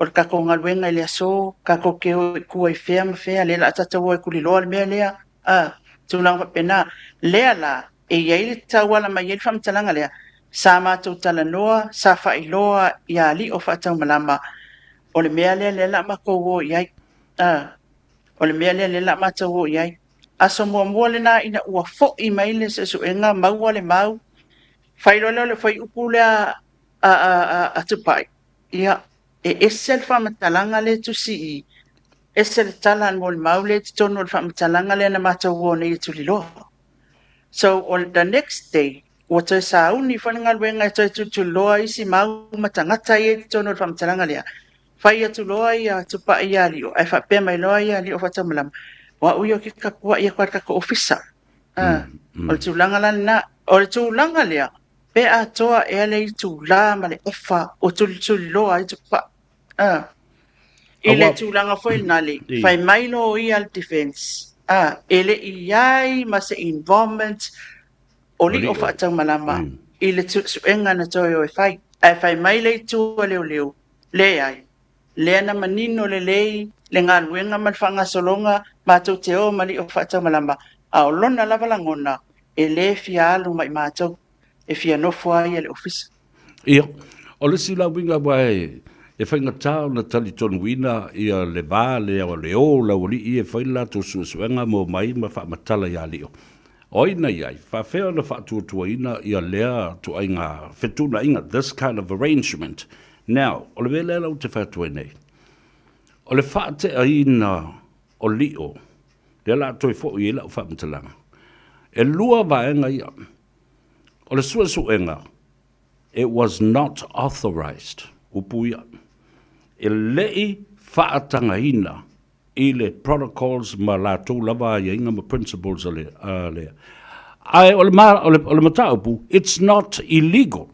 Wai mau mai maina. Na unauthorized, e lei whaatanga ina le suenga na whaia e lio. Ai, i leisi tu o le tūlafono, e le o se soli tūlafono. Me lana le ute whatua nei. le lifo ai le lua o mata upulna pe e folinga mai e ai se la ngona le fia o le komisina i le whaia li o se suenga e le i whaatangaina a o le si tu e le i solia se tu la fono. Lona winga la e se a principles and protocols a leo au mai le tu la fono, it's not illegal. Le mena whai langa lai o lo iai le whaavai, iai o lo iai whai malaya iai ngā. E ma whai lava fo i tangata lau tele, o na whai a lātou lava private investigation pe a le whaamaliaina o lātou loto i se taunu unga o se mena i loa, o lo sori e se tu la fono ma tupo e se whaarawilawe. Nā sautanga i marasi sila na tā upulana. Think sabe a le atawa o le paua le tūlanga lai e iai le sasi le valia. Ana whape ai whatau nuu unauthorized le suengali. E mawhai lava ona awe lātou as a private investigation. Ai e tu sape whaate ai e le matanga luenga le tau pali. Ai sea ona le leo. E tau ona i lalo le matanga luenga o leo. E tau whela ona ui a lau mea. A whapeu whio whaonga i lo lea na ngona e whaali atu. A whapeu whio whaonga e mawhai ona fiso tae matanga luenga o leo mo le lato private investigation. Pau a le pona lea o te tilo a uia iai na lape ai. Ona watoi a ami le komisina o leo ma le minsta mawhai iai ua matou maua mau. Ua uma ona whaile suenga o mailo e mo lia tangata. Toi tu ui leo le lato suenga. Which is o ina loa la, lena come up mai leo le ai la, ele i kōwhia e mātou lio, lua. O leo tatu mai a mātou teo e whaile mea lea, awa umana o le vaenga lea su, ele ai se ala o mea whapena i tonu, o le tātou atunu ulau, a whionga le a taua. O te iloa ilo ulangona, ana whapea, le whapea me ele le maua le komsina, la lan mea nga leo ai la o koe mōlia mai aia le ala le puli. Au tautoi au mai fua ia mātou teo e mōlia. Leo mātou tilo, it's taun whaamaunia leo statements. Yeah. So, I think, pau ana vai liu. Ai ana whapeo se private investigation la vai al vaenga lea, o lātou ave teliko, kwa mangai au whingaunga. Yeah. Awa, o le mea tolu ale nā leo le au whai atu le amatanga. No, o lol mata upu le mele o le conspiracy to commit murder or assassinate the two most senior cabinet ministers sa te tau ai lo i nao na whaila se me tau se private prosecution. Tu sa watala whea ngai whoila ia le iai o sesi o le private investigation na e whao ngā iai ia le lātou lea wa ave wale tadiaina leo ai whailo ia le private prosecution e tal tonu e ono ma nei a ini whi naunga le mata upulana. E ono ma nei al fina unga pe whapea e se me whapea na sa whaia. Ai pe o le tūlanga le nā. Ua mafu ai leo o mai ai o leo toe sa ili. Awa e le fia mana o whai leo. E ngā o mai a wakule su enga alis. Na ua e le tūlu mo le kore a ver su enga. Wa e lua me e tuk. O le talia e le whamasinonga ma wa ai o lai solonga manuia le whangai o inga o le su enga. Ma ono ma losi le maule na watu e ono wha maonia i le soli ngā tūla whono wha sanga le tangata lea o le a tangi ai. Ma le tūlanga whoilele, o le kongi mai lo i whawhoile, o le tūlanga na e le mana o la leo. E vai la tau whinaunga. Le na lai ona toi wha apea atu komsina, le ila a mai la mau. Se koe o leo e follow up. Ma toi o ilo una tilo i le ala o mea iana wha atino i le tūlanga lea. E leo soulangona, o le mea saoanga kupu. O lea lesi tu ai ngā mālosi o ele mālosi le mau lewa mata nei i le moli mau lea. What is the test? Lewa wa tā ātoa le kilipi mo tilo iai o le moli mau a lea mai le amatanga o mai i le so e le mawhai o na toe suia le moli mau a Samuelu. La le mea ua le testa i loa le moli mau lea Samuelu. La mai le ola ia le sa ili pea a o lea la wa utou sila ua tā le itu la ato ma le luasfuru 5 minute o le kilipi ato o le morimau o Samuelu i lumo o le whaamsinonga. O le fsiri e tuma i lo mafofau. A o fea o iai isi ki lipi e fia se lau sa talafu atu i lo fiso leo leo. E iai e se lato IT section po se unit te mwhai e o na wha solo solo mai me. Ua wha o ngā isi ki lipi, a o a isi ki lipi e le lato te le wha o ngā ina and they don't for lele use it to sai mani mori anga e mori atu. O le aso lulu, o le aso tofi, le lua aso, le na whai ai le matamatanga kilipi e pe ona ta ua savea. Tau mawhai e wha mao nia, ma ia mau ia ale fionga komisina matupai. I mea na o leo e a ngā i ele lātou suenga. Sa, o le mau Sam le wa iluma. Mau Sam le wa iluma e tusai o le ana te whaamtalaina e matu ua ia ai le o tangi le mata upu lea. Ilona afianga le whaalaulawe le maliwa tu. E mantua foi la o e leo e wa avatu la kilipina i leo. So e ola leo follow up. Pe whaamau ngia la mai tangata ia o lo ta ue tono kilipi ona mon mau Sam. E sao lo lato involvement in mata upulea ia wana nafi fataita inga wana nafi lena moli mau ai ia se tasi foi o moli mau o lo ta ua te tono o kiripi e pe o le tamaita ia mei kai o le faletua o Frankie lena moli mau wana nafi mei o le whaamauninga mei e tupur whalavlavile ia aperila o ngai New Zealand fatu a fo i mai Samoa ia se tema. Mea langa lenga ole e whaamaunia a mai tangata i e te tonu ki lipi e male mori mau Samuelu. Ina ia tau mawhai e tilo ai. Pe mo ila le talala Samuelu. Lea la lewa i e nei whaamasinonga le atau. Ole si mea ta ua lea. Langa ole ta ua e Samuelu. Na tele i mention ina se mei. Na tele i lo se mei. Ole ngutu lava o limongi. Na tau tala mai ai, ma wha leo mai le tangata i ngoi a mei, ai le i loa Sam se mei. Awa mou mai lai le pingana o le whaamtalanga. O le si fai me siringia. O ala wha mou maunga nana a mai. Se tusi mai le office o le High Commission New Zealand, po se tusi mai le tato pena na travel i se tusi folau Samoa, po se tusi folau New Zealand, ma au mai ia le actual travel document nai lo o se tusi mai i se matanga luenga. Ina ia lo le ia le se sengo le stamp o le arrival and le stamp o le departure. Fato i fo i pa o ala ina lo loto tele suenga i be le wanga ia. O mea na whamau nia ia nafi le maua mei o le whamau maunga po documents na o mai le Samoa immigration. Awa ila atau ia whea ngai male tātou malai wa ale le whaleolo. Customs. I le departure ia male arrival for el tangata lua.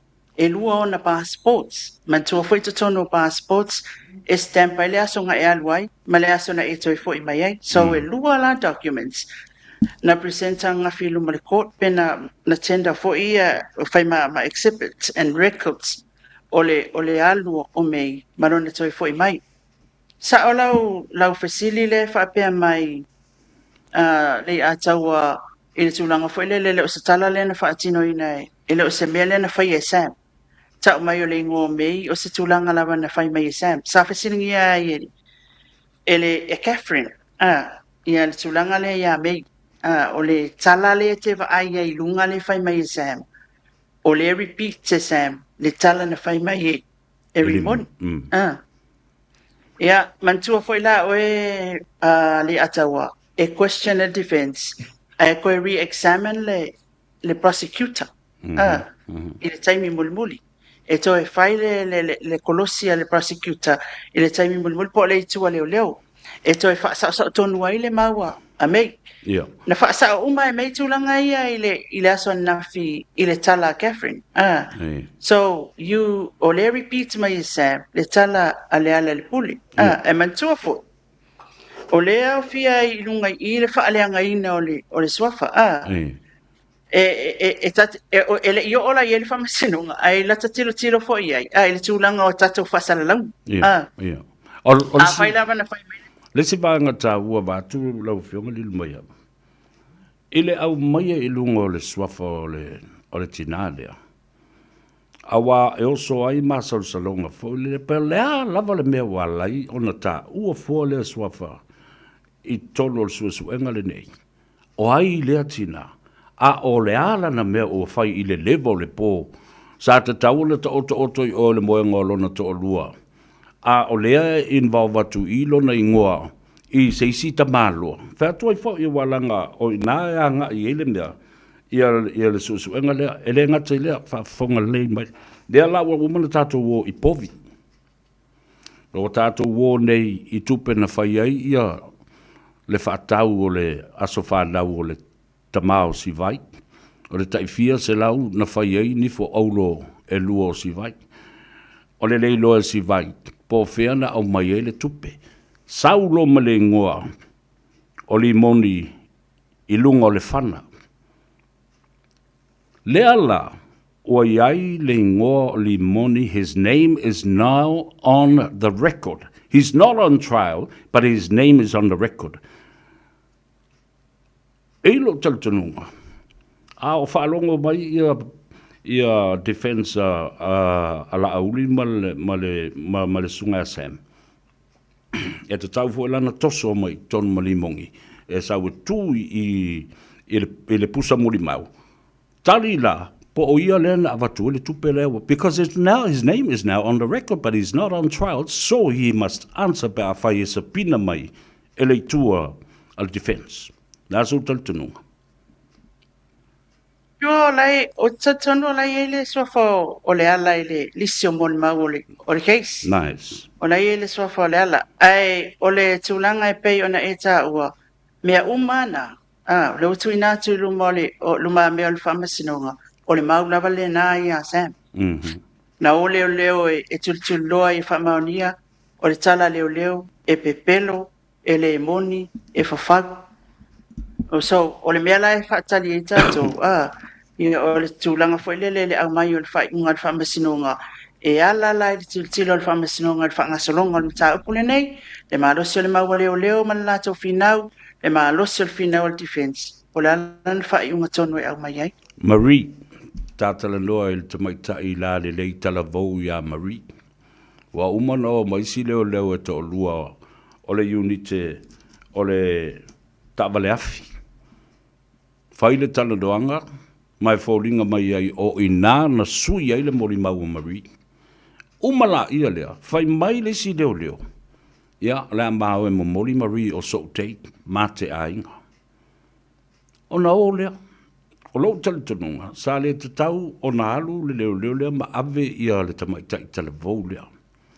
Sa te tau ona fe au seisi tamaitai leo e tala whea ngai e alu momori. A leo ma au I fonei.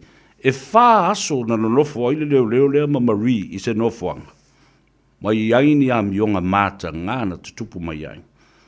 Ala se tilo al whaamisinonga I lea mea. And it is... O le soli tula fono lunga o le si soli tula fono. O le asau whaalongolongo malau sila le mata upula. Ia, o le tūlanga tā ua sa vea e pei ona sila fia foi. O le ua ave mea umana I lunga o le whamasinonga. Moni a au o le na pei o le tālusanga. O le application na watu e le prosecution. Ina ia mawhai, ona whai mai through video link. Ia le moni mau Marie. Ona o le tūlanga foi lele toi ngā tūlanga foi lele whai mai le si potu. Anga I mai I le tūla I le pusa. O le tūla I moni mau e pei o le tele o tatou o moni mau I olo o iei nei. Ai o le tūlanga o te o atu I le mata uku lea, I le tai au lea. Mea nā lea lai on le mau atoa le tūlanga o te o atu. O le wa lama whaai u le whinaunga le defense. Richard Merchants. O le wa lama whaai u le whinaunga. Paua upuna umawanga mai le whinaunga Richard Merchants. E onga accusations a Marie whaasanga ia whepuleai. Le ana whai mai e una rape ia whepuleai. O lo tā ua fot. O tele I ua le taimina tā ua le tūlanga lea I le leo. Na paule mea whai mai ia le Defense Council. Whena I Marie le whaaso. le whaamawina i lana whaapatalanga. Ai o le talasanga na watu o le prosecution ina ia mawhai ona whai through video link i ana mole mau Marie.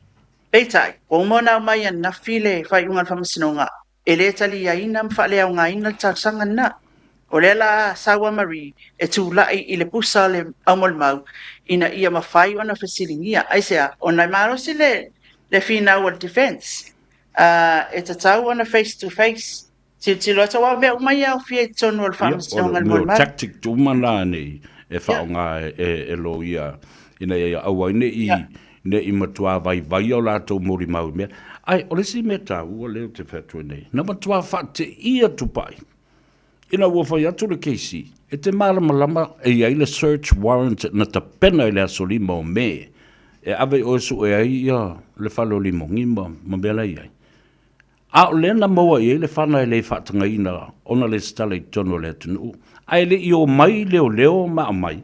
Le whana la le tasi lea na toi apia i le taimi i lumo o Samuelu. La se tantanunga ia, ima le whaalongo longa le tunu i le te i whate i o tupa i le search warrant le na te leilo. Ia, o mea umana la fina one defense. Mea umana o la pe fo ina o le se e ngā leo pe a whai.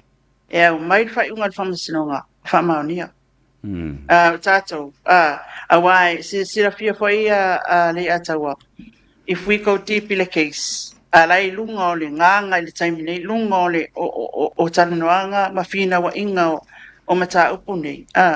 Ia, o le tūlanga whanina o lo ia le tātou tūla whano atu stala ma le o le lo tea o mata upu ia o lo ia i talanoanga. But, sa oe, a whai o lana maa o te tono o whamaunga o le mata upu lena tu ina atu, isa so e ngā leo lato running sheets, i lato mea umai e le sa ili ngā le defense. La lana tau ai ati atu pai.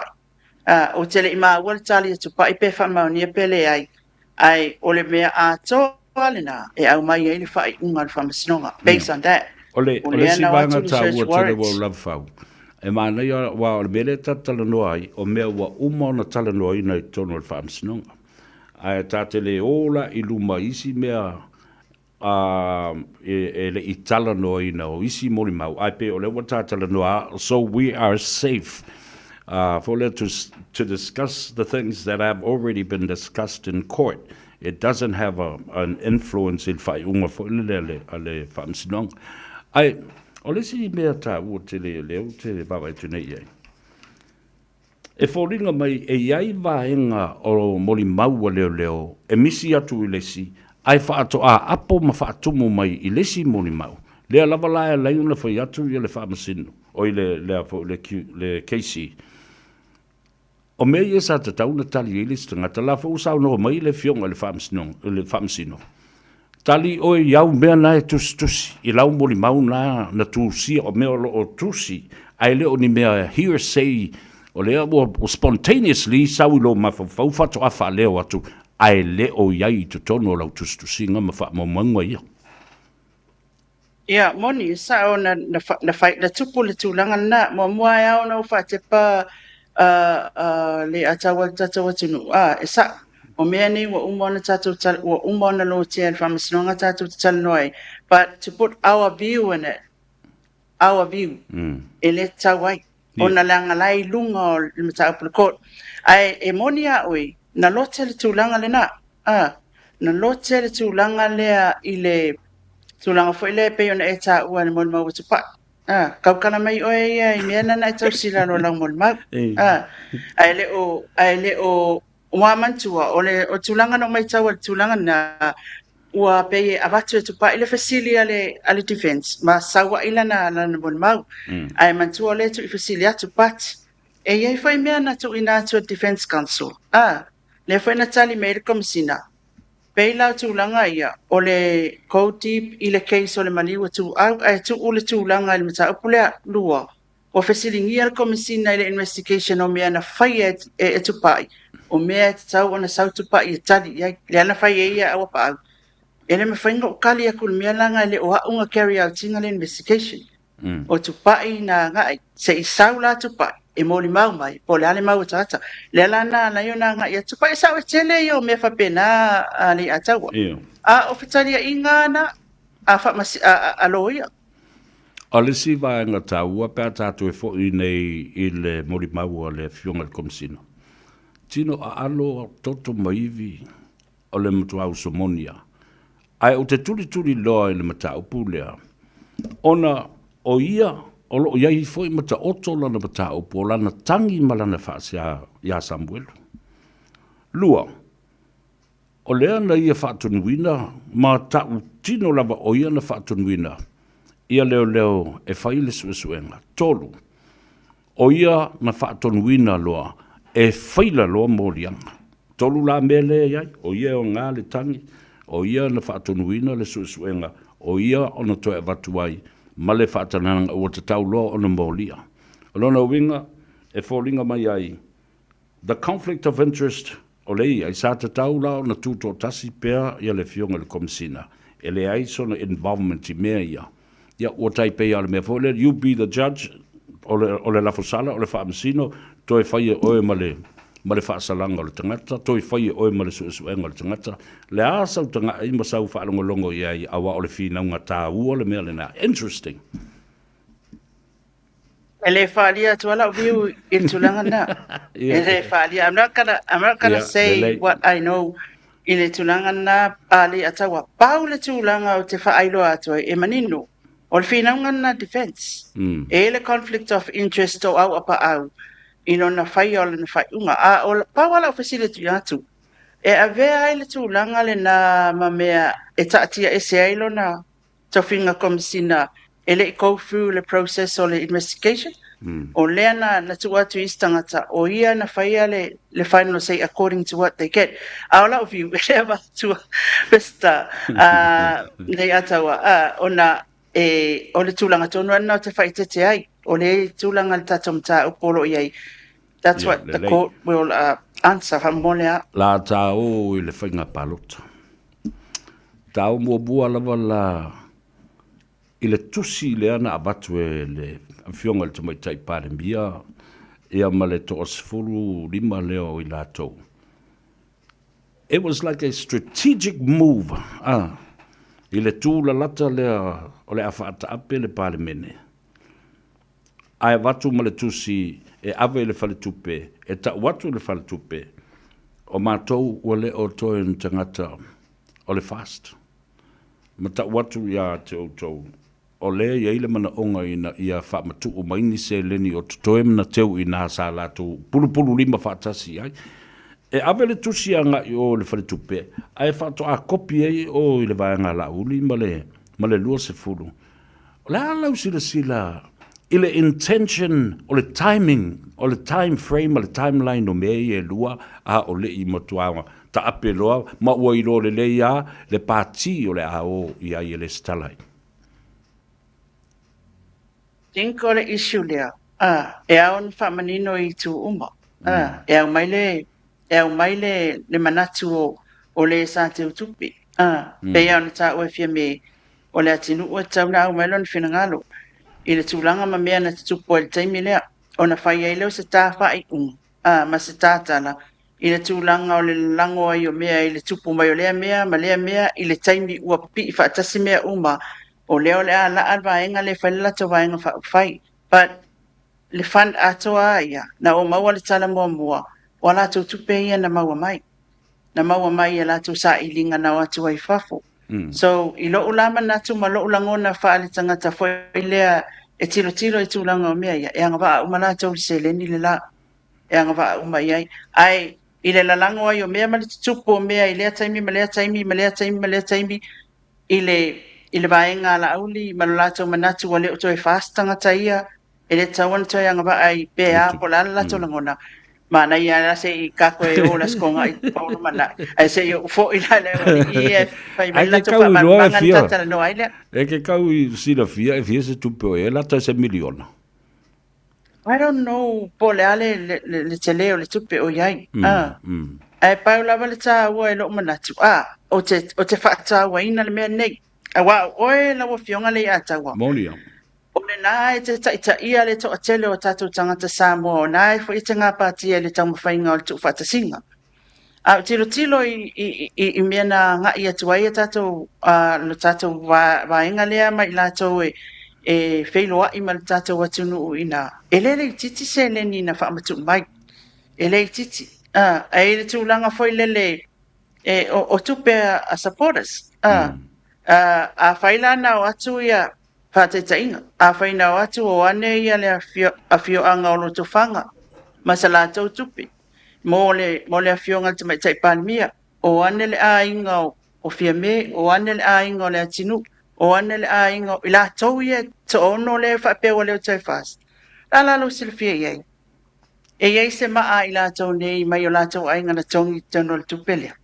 Ia, o te tonu o le iai ia le sao te le walanga o le sa whiangai ma le aso tele lea o le atunu. Toi titi o le 5 afe tangata sa iai i le whaelonga ina o le whātau sanga. O te tonu iai le lātou sao, a o le awala o le whaatino matala noa i ma whiutanga i le mea lea. O lea la popole i tupe. Ai le popole i le teu wina o le vā le lei o le pātiwa leo te whātu nei. E te le lava le taimi. Was there enough time? E toi wha le lei ai, ma toi pou. Ala upu nei e lua o te watu i lau whionga lilu mai awa. Was there any time that Fia Me and Lauli come together and say, let's reconsider and let's reconcile? Ai upuna. Toi whetutu nai. O tā ua le ai le ainga, o tā ua ma lepe ai le ainga. Le reconcile, tai pei lava o le ungari o le a divorce, ma whaile la te anga. A o toi o mai e alo lofa i mata o ta maiti me whapere. O ta maiti lai o te whaatusaina ai, le atu nuu to o tele le nale, ma e tāpua i ma lango atu. Ai le ai se wha le lenga, wa silinga tali i seu, le la awa popole ne i tupe, ai le popole le vāma le atu nuu. O te le tua ia sesi, ma sesi mau, o outou uma i o te tai sā o tau ta tau o no tau sila i mata o le whanau le pula mai. So whinangaru. Sao le lau saunoanga le ataua, tulau, o le tūlanga tonu ana lai whanau nau ta inga le nao tangata po supporters ale fast. I lau mai tau, ina ia toi le lei. Ai o te au mai foi o tata o le manatu ale na ia whaale lei ia tūlai le vainga whaupwhai ma ia toi whaale lei le valea tala nofia me ma laudi ai maua mai foi le manatu o fia me ia le situ o lo whaapea mai e le fia mana o whaonga le tūla funu wa watu la tala whatata inga moli anga le fionga ia laule le mali toa e le fia mana o ai so e le fia mana o la vaenga la le tūla funu o le mātou tatonunga ma le anabatau le fast.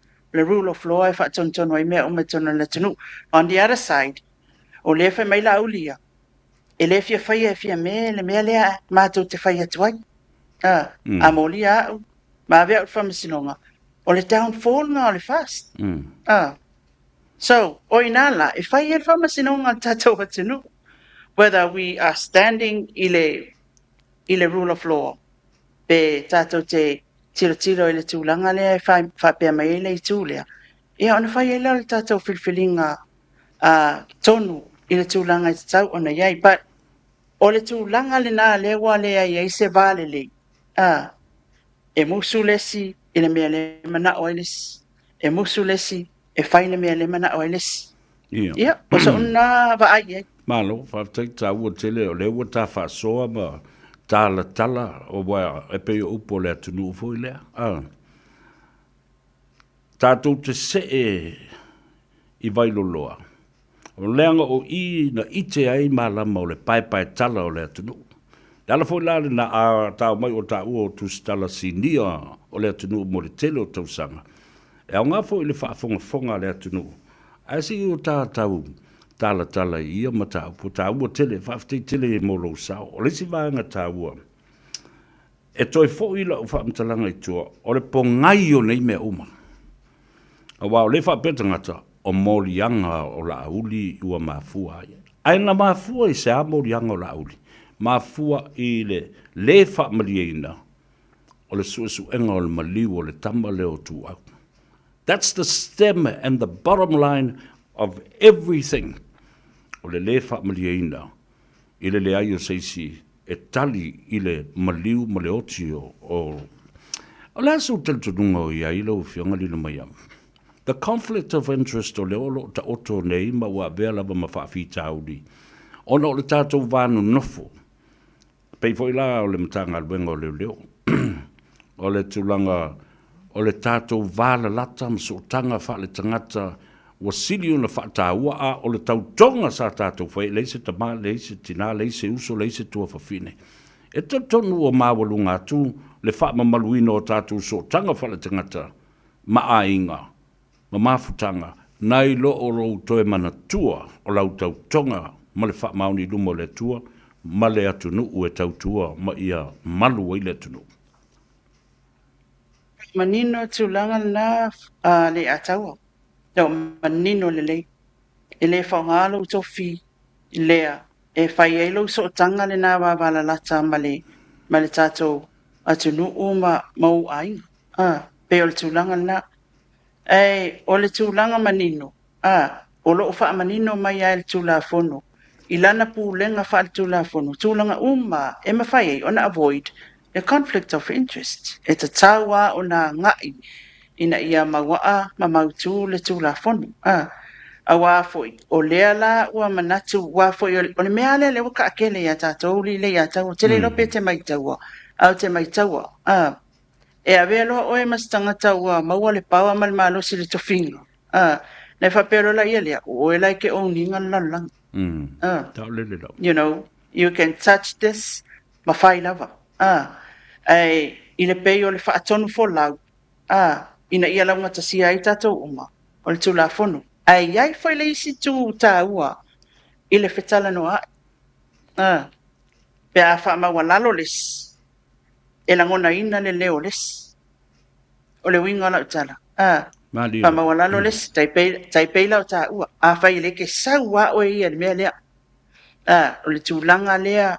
Tau le lei o le tatou vainga whai. Whapia le whaiska vainga whai. Tau le lei o le tatou vainga whai. Malo manatu ia tūmati. O le ale mea tatou te whaia. Ka koule wa pule le taimi nei. Ai o wako whai wa ai. Lai mata mai lea tunu. O le leo pito isili nan taua. Taila e te oipeta langona ina. O le leo pito isili nan taua. O le leo le mu. Lai mata mai le tatou atunu. Aka ko step away mai le track. Ona tupu e lola ia leo whawhitau. Li le aia e langona mai lo leo. Amana ia mai se meo te whai atu ai. O lau tu o lalo lea. A whaiwhai o tangata. A whaiwhai o oi. Tai wha ta ingo lauli. A whaiwhai o oi. Whapea mai ia. Sa manatu a e te wa ai mai. Ia ona e whaiwhai le whautuanga. E iai ia lau mea. E iai a o le taimile nei. Pe ia ona ta ue fia mea. A whai e moni le tala fia me. E leo tau langona e o le manatu le tūla fono. Le tūla i mai ina ia. Ia o le tūlanga na. La fo e whai mai le tatonunga laulia. E leo tala fia ngai le mea lea. I le case. O le case la. I lo ula manatu. I le mata upule nei. Sob mai le case lea le whaafita auli le tupu nei. A wha maonia e whau. O le whai unga le na. O le mata upule tau te vesi nei. A wha maonia e moni. O le whai unga fo le na. O le mata upule vesi nei. Malo, whaftai tili lava i le tā ua tili o le tā talanoa ma whaasoa i le mata upu lea. Ai mai se o tonu fo o le vanga whauwhai awa. I le tau nā tia i le whaafonga le atunu. And that is my own right. A qualified right i lau opinion fo le lea. Ai o lala fo lale nā. O le autustala umalama. E iaia o lato political views and political affiliations. Ai nofo ala tangata la tau ia, malona tal tununga. Au le case le whai nei Samoa. It's about silence, lilo mai ava. Ioe. O tangata ua fifi le mu nofo ma mapuni le ngutu ma ngu. I le ufi ina wha manungase o le tangata na tupu o le whaalavi lea. And that's the conflict of interest lena o tala noa tuai. Wa mafua ai nei mea oma. E alu i le tunga mau le nei tamaititi matangi mai le ala lo na toto. E le aise whaamsinonga e whaia i ai. Melna ua o whaafetai ai. Finally, we get to solve this pea umara case lea. Wa sa o ilala utala lea na whai. A whaamama ai ngoa, a wala utala lea. A whaamama ai le ngoa limoni maisi tangata uma. Ile tula fono ma le whaamsinonga. So be it. O se mea le lei. A whai foi. O le a tau salaina ai, ma whaasala ni tangata, ma whale pui pui ni tangata.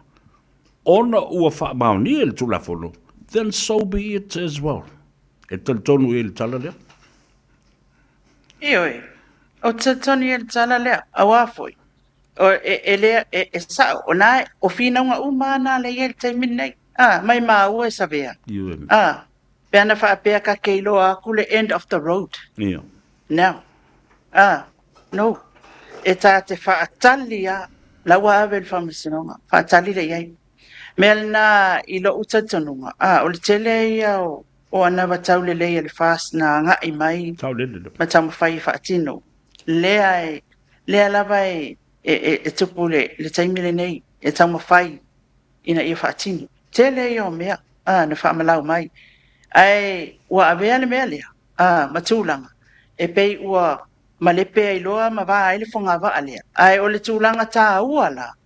O le tatou whaatali loa la, awa o le tate whaitala, te minei. Ia, na o whinaunga mai, sau pēr whinaunga. Ai, o le ami o tonu aia. Awana e whaia pita tasia. A whaia o le tūlanga lea, e whamaunia, na whawhau le mau lea.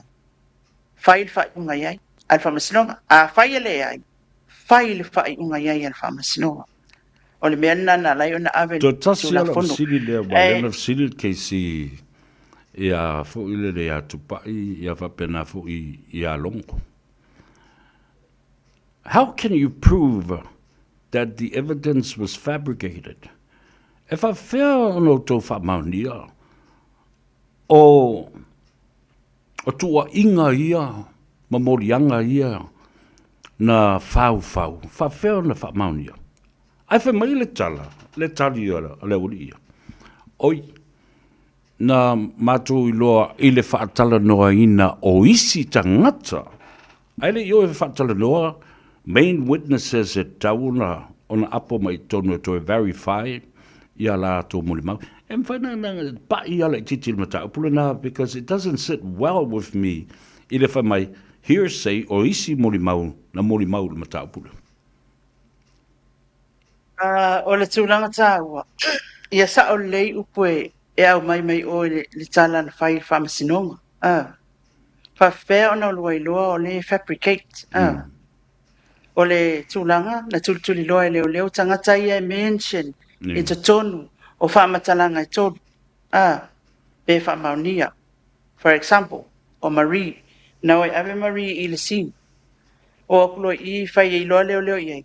Ia o whea lau i ngalo kuku ai masam. E mai Marie. Ai pos lo i ngā Marie whai mai. Mai mani e o kele i ai whaakasi i le po. Lea toi sui e whamtalanga lea Marie. Ia, o le la sang Marie i moli mau mai pe mo ilan whamtalanga lea whai leo pe le ai. Awa mea o mai whapenga kau ke approve mai. Ia, lua o le tūlanga fo i lele e whai o leo e tuli lua. Pe fai pe tupu ia le pe moni lan whamtalanga le tonu i tangata ia na tau. Ia o tonu ai tangata uma ia. O mea nana follow up leo. I think o le isi tangata. O le example le isi tangata na ta o le tuna o tala tupa ile na fai. Ina ua fasiringi atu lava. I mea ia. I se suenga leo mal whaatautainga. Le manatu le Defense Council. Ele o sa o ma tonu le se suenga leo na whaatinoina. Le toi interviewinga sam. E le taimi le te i tonu i lau fionga li mai ava o lafa. O le mata upu na tupu wha rave avele o le unite o le traffic. E tawa le afi. Na o lai whaise li poti o le mata upu lea, au tele i wha longo o tulapa. Langa o lea na o le tawa le afi lea na la vea ai i atu au. au te lei whaalongo tu lava ua apia maisali poti na fai i se ta vale o loo masalumia. Lala mea na le fai ai se suenga i se ta vale o loo masalumia. Po ta vale umafo i lai lalo le ngoa o le fai pule ia le ala. Le ai masali poti fa pena o au maia. Lai whaalongo o se li poti o se ta vale o loo masalumia. O le suenga moa leo na whaatau taia na tai ai le sunga junior wa'alotu. Na umar suenga leo file presentation a junior wa'alotu ma le laku traffic i luma o le executive leo. This is to our staff.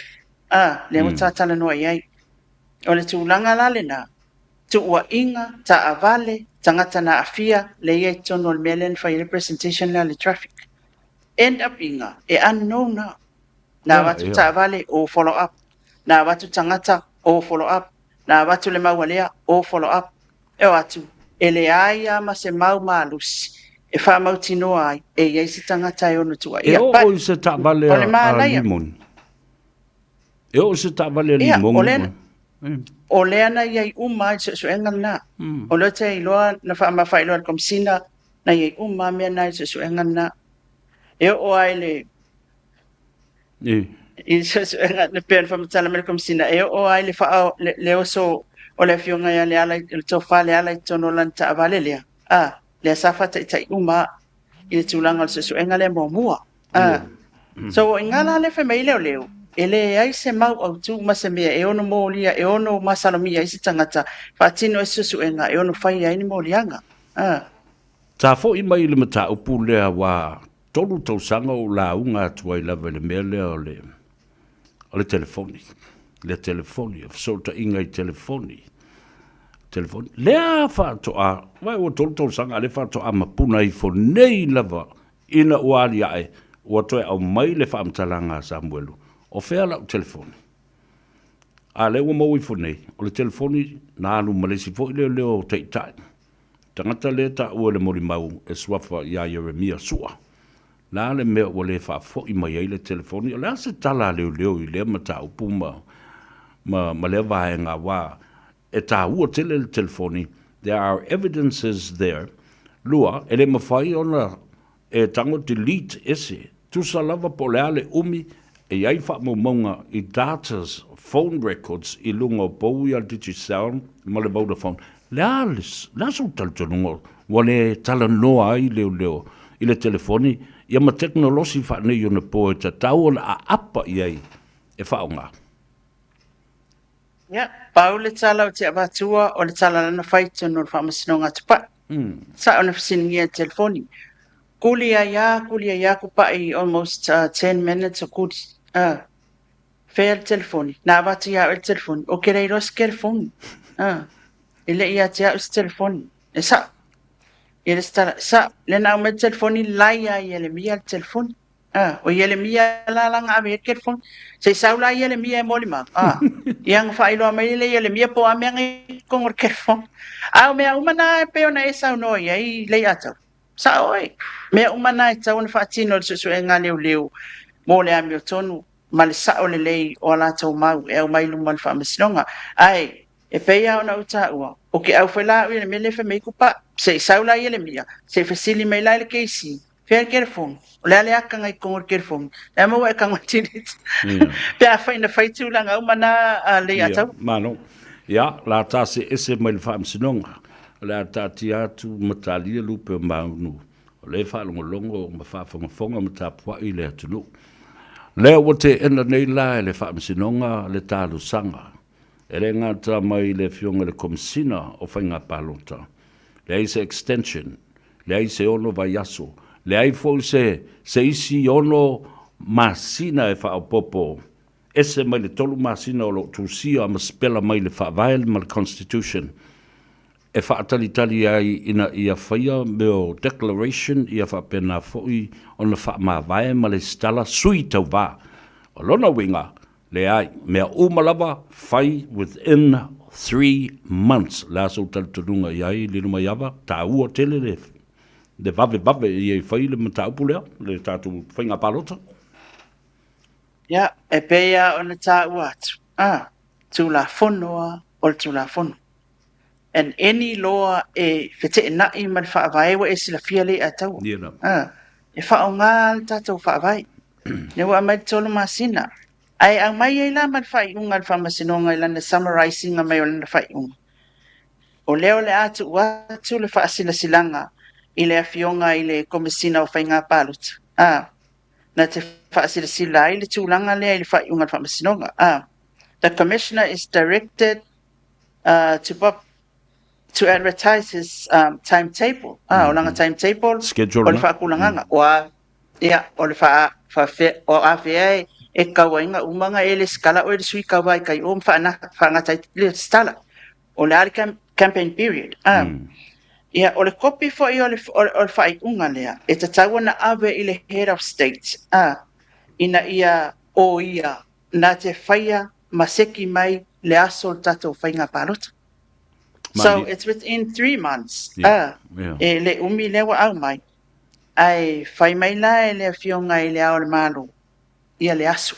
E tatou te manto whai il whasalonga whai le ao le malo. I le aso tatou whainga parota. Ia, malo. Nala o manino le lei aso luas fumaleiva. Ia wafo i o mea ia sa masalu i tangata. Ia wa o le woma mai a tatou o le mea le masalo. O le whapea o le strategic political move to drag on. Ma toso i pea ia wha umi. Ia o le ara sa o ngā o toso la banga i sifuru ma le afa masina. O lava i le lua afe lua sifuru ma le ono whapea fole le ina ia wha uawa i pea le minority government po le caretaker government le tamaitai pale mia o na toso i pea ia umi whapea nasa i whailwhai ngā palo tani. Ai le ai o le ua manu malo ia le whaamsinonga maulunga manatua. The parliament doesn't sit anymore, so they can't pass a piece of legislation to change overnight under urgency. Is a manatu whaanatinati wau leo to se parlemene. Na ole tu tino le whaamsinonga. They are the only caretaker of the constitution now.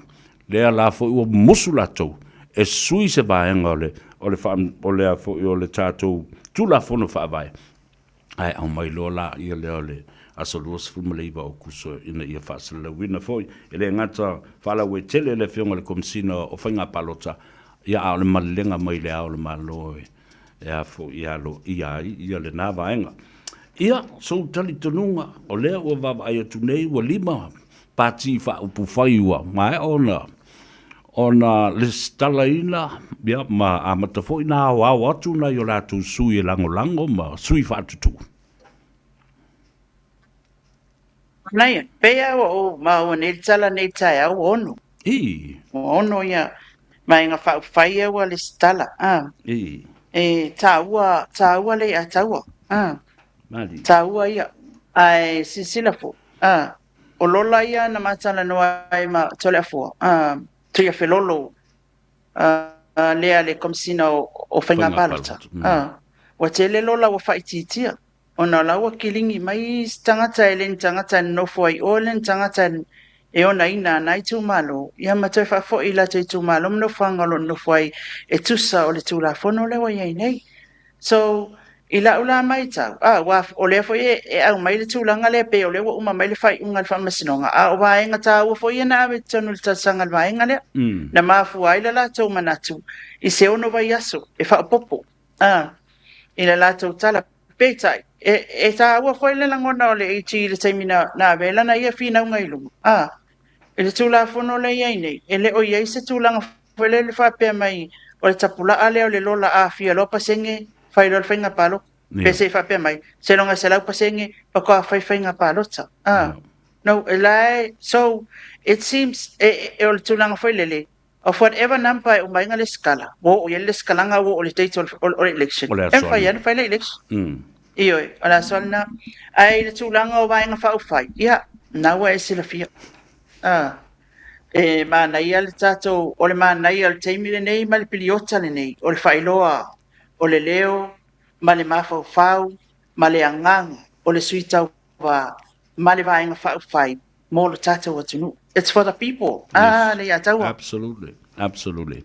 ta ua tele mo tātou tangata. Ia, leo ua tā le longa ua tā fu le teimi o le tātou tā longa. Ia, le mea tā ua le nā. O le mea le lo mafufau. E tā ua tele le whaalawi loa o meo anabatau ia whapena fo ia le tūlanga o le manuia mo Samoa mo atai au. Ina ia malmalama fo i tangata lātou ia e whai ai le lātou whai unga ma le lātou filifilinga. Ai, manatu ona o lou aso tōna i e tā ua i le tā penanga ma wha ma popo atu i si o wali ia whapena fo ia le whanau. O whea o ta oto iai ia le mata upu. E tusa ma le tātou pelestene o le tātou asosio lau tustala ma lau whasala lau. E tamana o te visiri atu le mata upu lea pele ai walango lea a fia ai ia lau fionga ia whapena fo ia lau wali. Po o iai se whaatonunga ma le whaamsinonga e tāu fia i le talanoa ina o le mata upu lea a fia ai ma le tātou pelestene o lau tustala ma lau whasala lau. Pau tūlanga o te whia tau talai o le whangasalonga lawa i hele matau. A o details o le matau. Pū mani tūlanga i mena stupu. Ele mwhanau tau talai pas. E iei lo so tanga i le matau. Pū lea le ataua. O le taimi nei. O le aso luas fuluiva ea o le maasina le. Le aso luas fuluiva o le maasina le nei. Ia e anga i ele matau pa tūla i ele whionga presidente le whamasinoa. I le tūlanga le tangi a siungari lea. E o le matau pulo na au te terenga. Ia, whamalulu atu lau whionga. Whafte tere, manino foi malama ia ma whaalolo atu i lau whionga ma le matau pulo na. Tā lia lupe maunu tu i nātu i luma le whamasinoa. Le lātu tiute ma le matau whaioi le nā. Ia, manatu o tāwalunga atuai ia le tātana noanga i le so, whai alofa atu fōi ona. O le apo le aso na e tele i alu tapena lau whaapusa mo le suawai mo le aso atahea. Ia e moli atu le nganga whaaftei tele. Ono le tautua whai pea. Ia lava papale fōi mo ona sai. E leo se teimi whai ngofia le nei whasoa ina mo le mautonu fōi o le atanu. Paulu me lea ua tahaua nei. Ua tuli matai ma mata i tuina e le atanu. Le aso tonu e whai ele tātou palota. So, the uncertainty is now certain and the focus is on the 29th of August.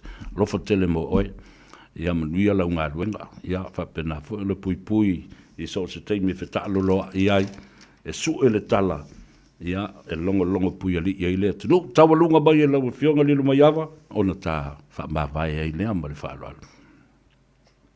Tai tele lau whionga le ataua. Ia, i le whaavanoina fuel nei taimi mo le tātou po kalami, whaaftai, lau finangalo malama, ia o mea uma wa tātala noi, ia langona le fia wa fo e mol manuia o le tātou atunuu, mo le sinfia e nai o tātou tangata. E mai la utu vai, ia, o le ase ia ula ala ai kua e kapenga na le whaapusa lea, o leo o malanga fo i lea li leo, ia e na mātou ma le whanau. Whaaftai tele lawa Samoa i lau mai moanga, ia tātou whailoa ai, i le alofa o le atua, ia male atau ali nafu i astona, pia fina ngano aina na fionga, e tātou maua lea avanoa. E manu ia tele le weekend, ma lea sata e au, tau whasoifua. Soifua, ia. Ia le nā Samoa, ua tāwalunga atua i le talandoanga fo i male fionga, e le tawaitai tu stala sinia, o le sui le Radio Samoa ia pia. Ia, trying to keep things honest. I don't know. E a matau te tai ai lea te nuu se i tino le lei mea ia na te tupu, sa te tupu ia ma ua malo ia le te tupu i le lumanai. Ia.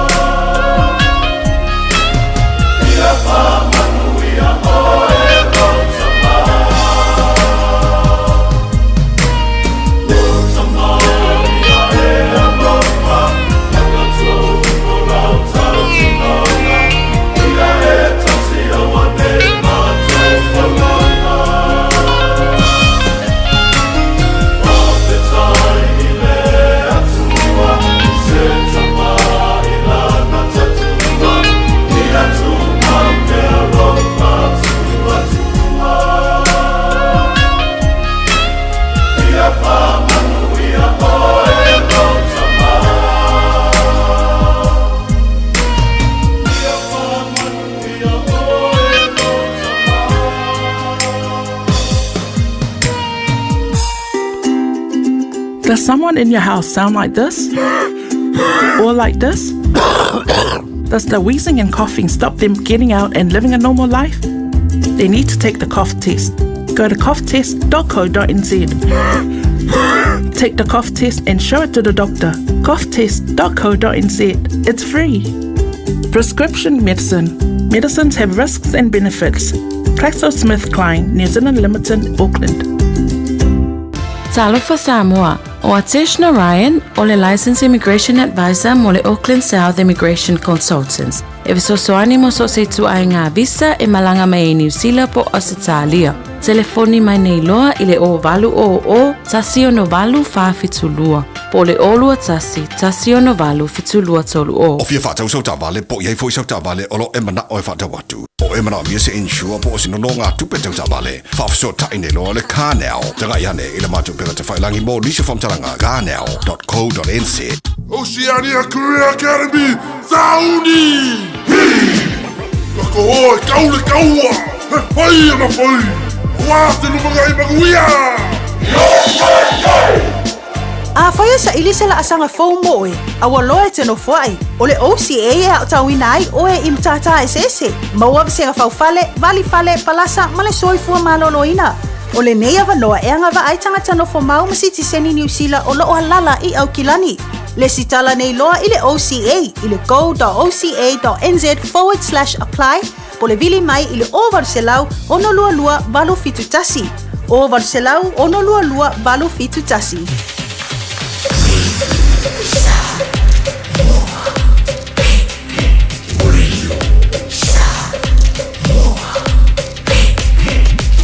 Tasi limoi vatu, amo.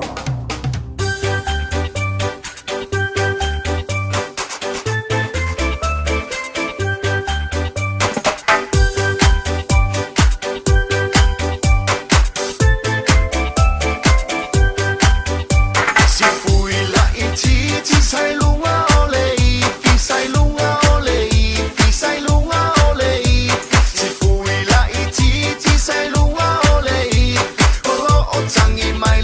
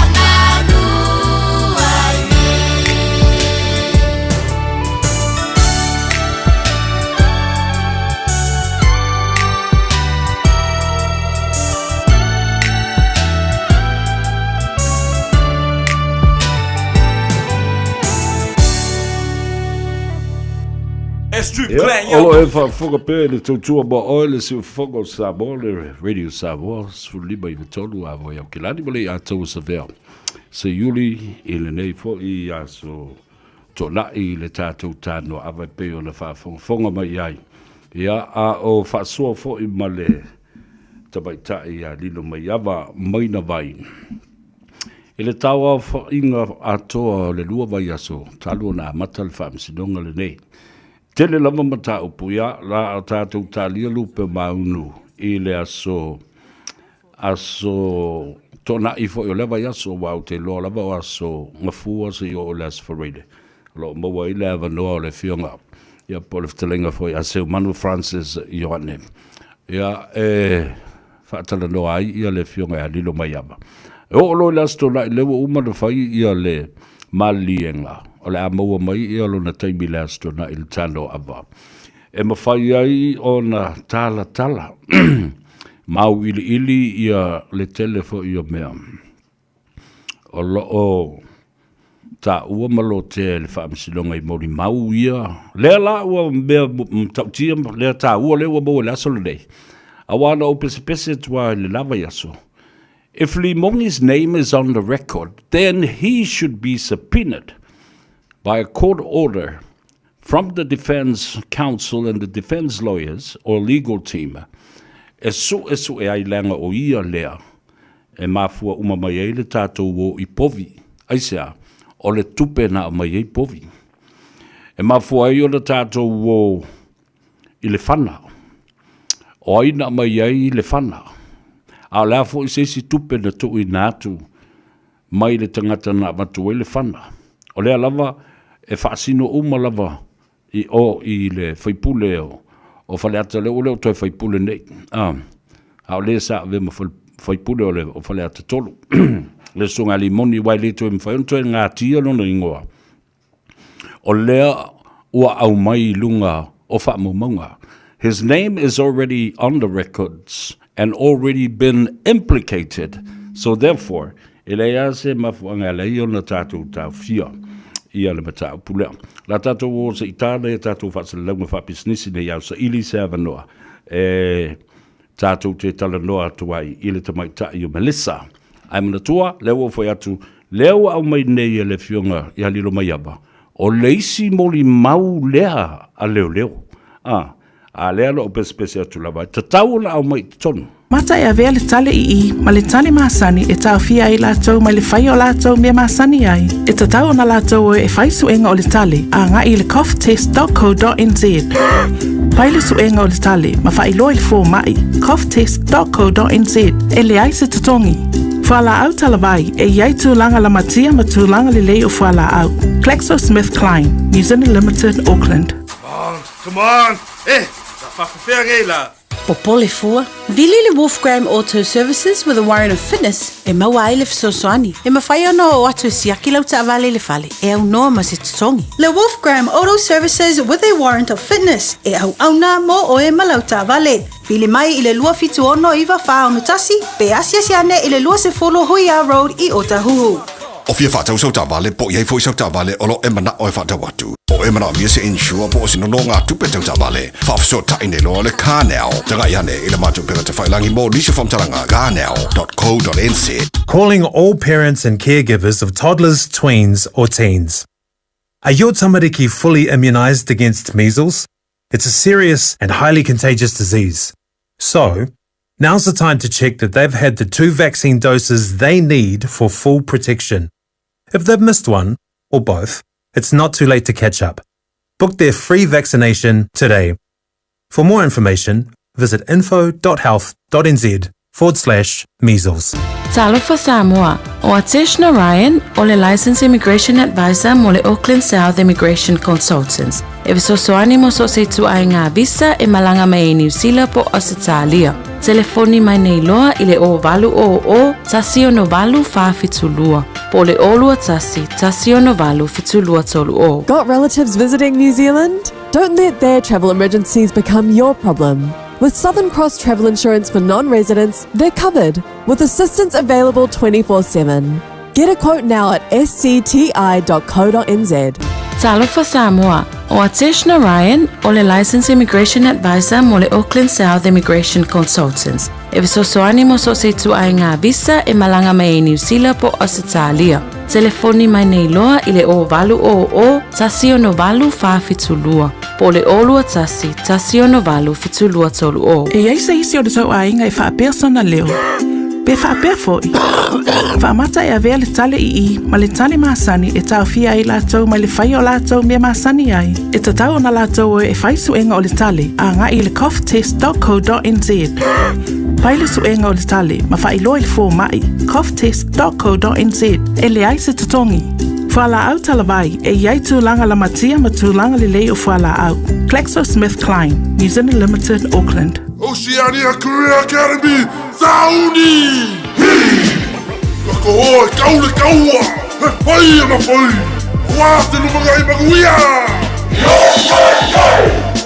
A whaia sa ilise la asanga fau moe, a waloe te no whai. O le OCA e au tawina ai o e imtata e sese. Maua visenga fau fale, vali fale, palasa, ma le soifua maloloina.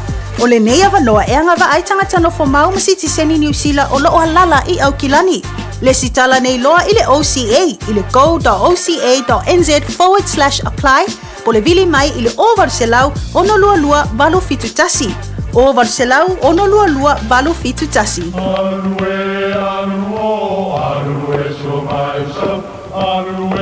O Samoa o le atunu ua mai au na tofi.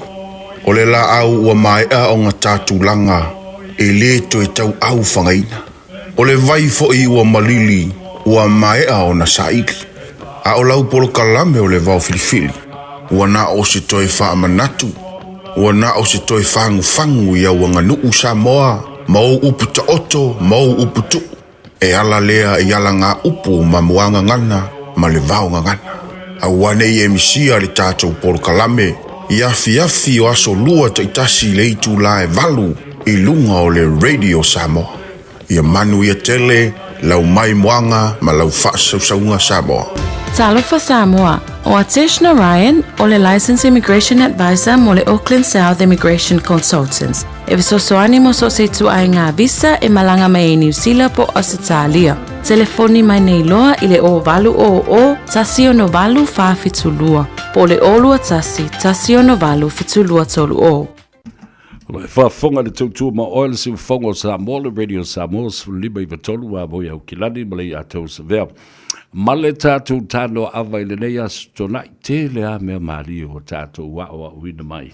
I le whaatala noanga lea sa te atu nei. Telefoi mea tāu au te fia papa I ai. Ia, pe a mai al tala noanga nei ma le te mai tai. O Melissa, whai ma whafonga tā moli. O le pulenga ia bal au whainga luenga ale tātou whaleta male le Henderson Cars, whaatalo whātou Melissa, whaalola soi fua manuia. Ia soi fua manuela o fionga, whaatalo whātou le mamalo si o tatou atunu o lo whapenaona, whafonga mai I le nei whaitu lao o le aso. Ia o le nei Melissa, ia ma se sasi whaisi whenga luenga le Henderson Cars o lo vaaya, ia tatou taa vale le whaatau ina atu fōi ma le tatou marketi. Ia o lo o maua tatou piki apu, Ford Ranger, Toyota Hilux, tatou SUV, ta ilima le fitu no foa, o lo o maua whai tatou minivan, balu no foa o ngā mo a inga tala iti, ia a whapea whai toa tele a inga, ia lo o iai tatou van se fulu lua no foa o lo o avanua, o lo o iai whai le matou whapitoa, lo o alu taimi nei, e o ke risi masila e alu matou whapitoa I ta avale fōia ma hintro lua wha. Ia e whātaua ta avale fōlia ma hintro fitu ona no foa. Ia e maua fua lau lua whetala. E maua fo I lau wha whetala pia e whātaua le ta avale fōlia o le ma hintro pika, po le piki apu le ma hintro lua wha. Ia, malo whaftai tā ua tele le whaafonga mai le tunuu. Nei mea lofa o lo o maua I le tātou whaletawale le Henderson Cars. Ia, sau no I lau wa I atu I whafo I le mātungo fio le suro la. Ia ma e whape I nisi o lo o anga I atu mau tau whasoa I... Ia, o te taritono nei aso kwa I le ai a se malo longa. Whai a sina pisio asto nai meisea wiki eni. So tele tato ta vale alumia o te masalo foi o le se tasile o so se o lo mai tangata o lunga le radio Samoa o lo papena ona mau mai tangata e fata vale le e ta ua tele la ia pela ona ia ia so nai nei ia o wa fai lava sina pisi wale lo me atu wai baila to ia talo fai ia malo fa malatu le tunu o le taimi te puli el tatou falata vale ile so ia e te puni tatou le tu lai lima nei ia o ai lava se o fia apalai mai o lo pisi nei ia so lai fia apalai mai se vai ngole po ia ma fauna e apalai online mai le tatou link o lo ilunga le website o le Henderson Cars fe autostusi mai foi tatou page Henderson Cars ia ona talia tule awai e isi o tatou isi mato vaenga se o staff e mawhai ona tali na tu meli ile mai le lima ile afiafi le sputasi. Anane.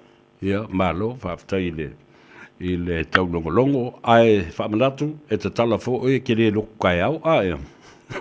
Ia, o lo iai koe le so tene fo le whiangai matai au. Ia, e te tala fo i tatou tai au mai le se fulu le wha.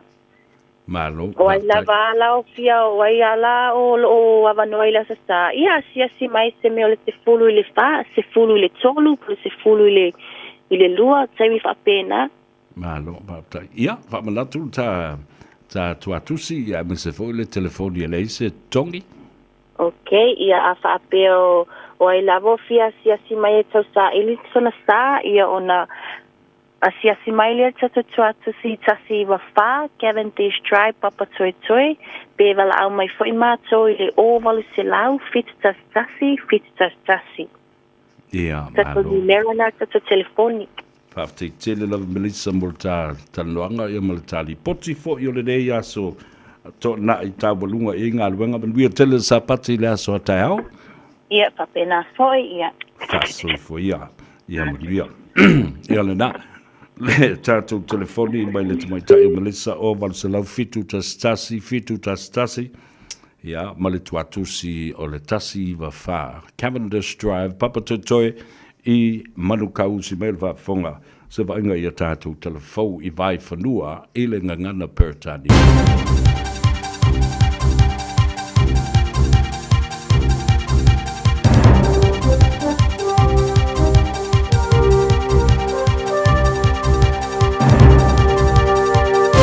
In this update, 3 South Island highways still remain closed with up to half a metre of snow on the roads. NZTA crews continue to extract stranded vehicles from Lindis Pass so the road between Fairlie and Twizel can reopen. A slip at Gorge Stream on State Highway 7 is being cleared with the highway from Hamner Springs to Springs Junction expected to be opened later today. Work also continues to reopen State Highway 87 between Mosgiel and Kyburn. Meanwhile, State Highway 1 on Desert Road has closed following a 2-vehicle crash.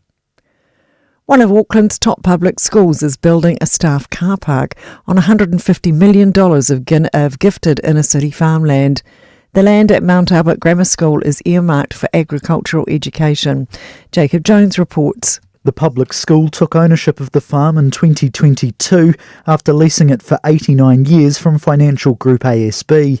The school says the car park would only occupy a small section of the 8.1 hectare farm. It says it won't affect grazing on the rest of that farmland.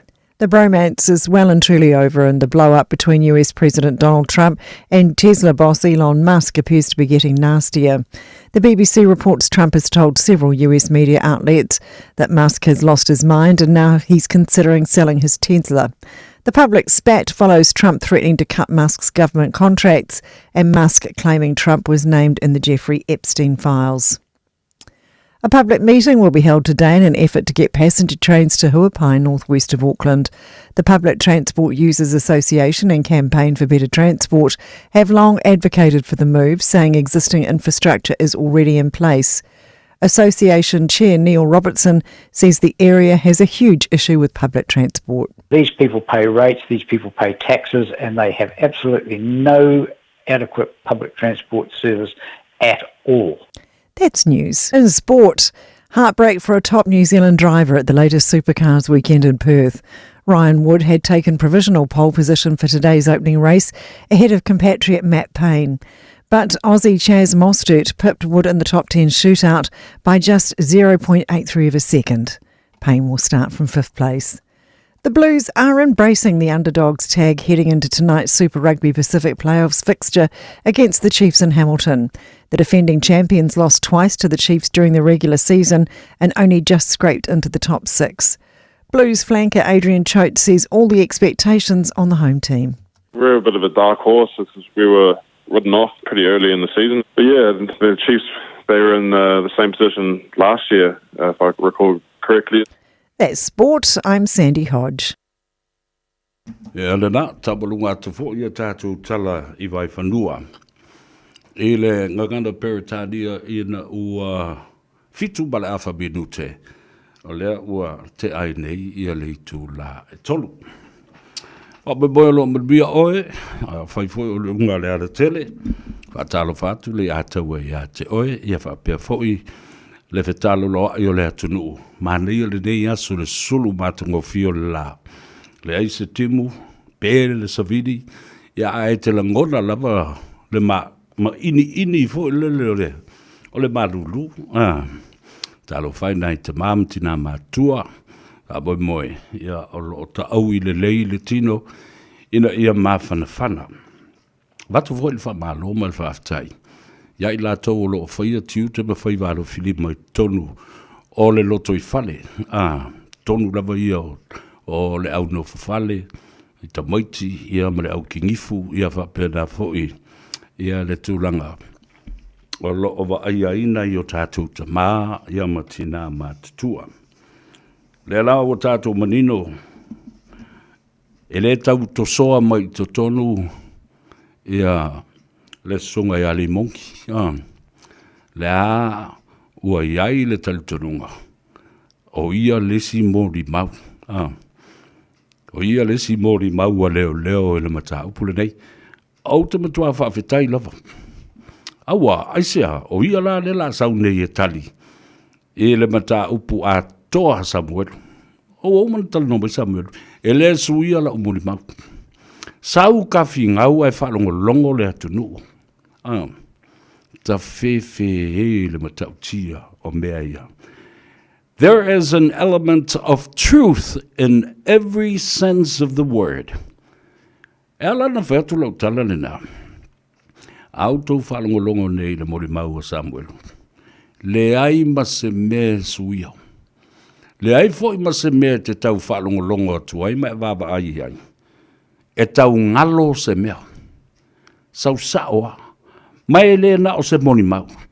O le mea lai au mai. O le lui. O le lui tau lai au mai. Sau, a ye se melo manava pe iso wate tu lou whafonga le tunu. Sau. Sau la se I tā tala noa. A whai o te sao, alula ia le whalpuipui. Wa ia. Ai a whai e te se, ma I loa le mea le na tupu. Ona alula ia le te whalpuipui. Wa nei whai mai ia te au. Whalunga tala samu, nei whai mai ia te au. O mana whai le mea le au te pole, au te tongia, lau pa sese, ma ave oe malo a inga, whaatau le whale, whaatau le ta wale. Where does that come from? Does a guilty man will ever express those words in his testimony and written statement? No. Ele whapena se tala noa se tangata sa whawhausa na mori mau. Ia, a tātia pe le whamsinonga. Lea o tātou loa tu nei. Tātou tala noa la ele angina ai fua o le swafo o si whale tua ia mei. A leo tala noa Samuelu. O te le I loa lava se mei. O lo ngutu ana e tau tala matala mai fua. Ia le swafa o le whaletua po le tina e a mei.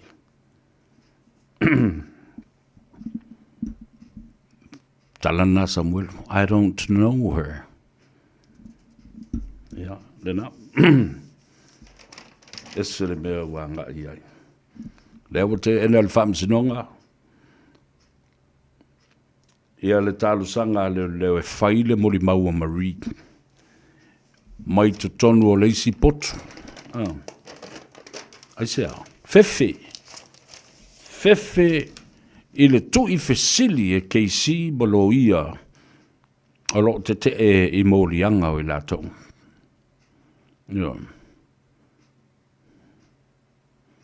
Fefe.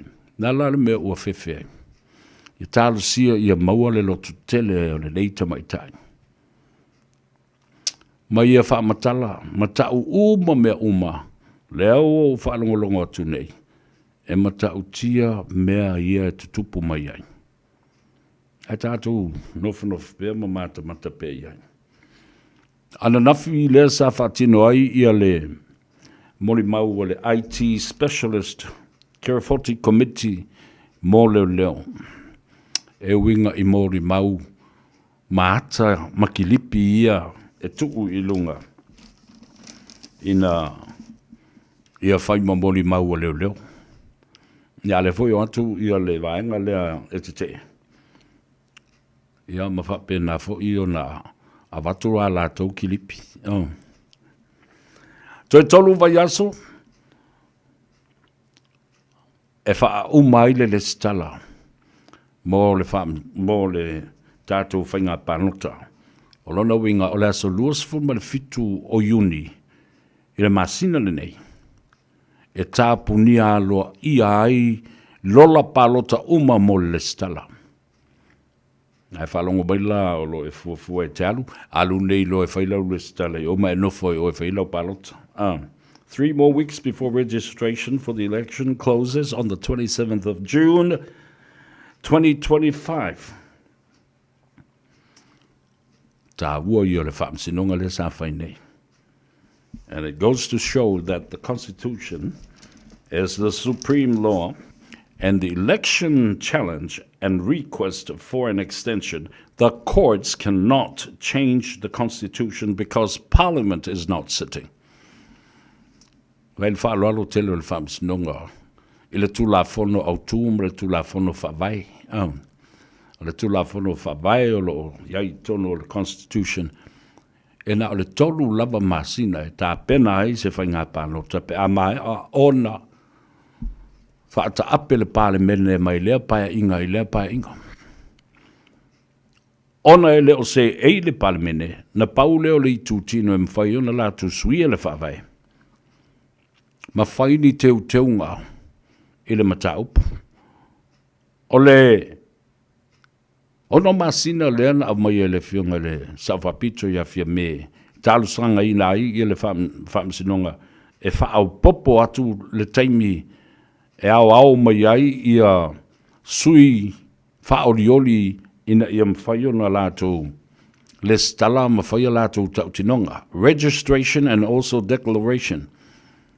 Ina ia tautino o leo o lātou whamawai mai o lātou ngā luenga pēr whaisa ngā lurue ini ngā luenga le malo. Ne mawhai o na toe suia. A wafoi, o le tula fono au tu. The supreme law is the Constitution. Ma wa te enai ia le tālu sanga fia mea mo le ono masina. Te ena ma le tālu sanga le fionga le komisino whainga panota. Le fionga e ato le fōa tu ia filolo John Stanley. Ia le nā. Sa uwhai atu i le ason le la. E winga i le mata upu lea. I le saunoanga ale whaife au lea na whaia le lotu. Ale whatu tu i le tu Samoa. Oia le lotu o le hero pipi i le ason naf. Nā ia sauno ai ma pēr mai lana tala. So se pati whauwhai po se vaenga whauwhai. E whaapipi i ai le swafa o le atua. E whaamalaia ina. E malaia. E malaia. Aisea. ona ua pipi i ai le swafa le tua. Sa whaali atu lo sai, lo whanua noa, lo whaali i mo lo uita, ia la fonga whapea. Awa au te manatu, e le whai me whapito le li. E le whai me whapito le tua e lofa tutusa uma i lana whanau. A uma whiriwhiringa ma whainga o le lalulangi nei o lo iai. O mea uma le atua. E mo i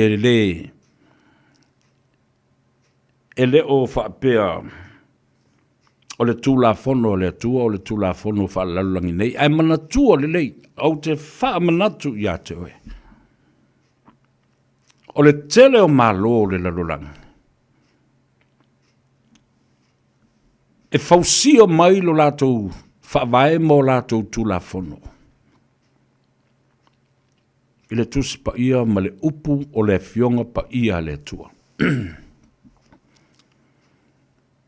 The moral standard, values, rules and laws of many democratic countries in the world are drafted from the Word of God or the Bible. Tula fono se fulu na. O lo whawai ai le teleo o tula fono mo tangata. Tula fono mose.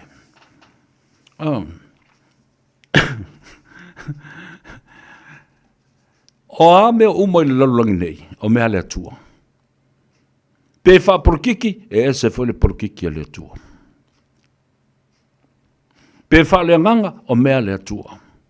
Pe wha le tino, e mo i o mea tangata, ai pule ai le atua.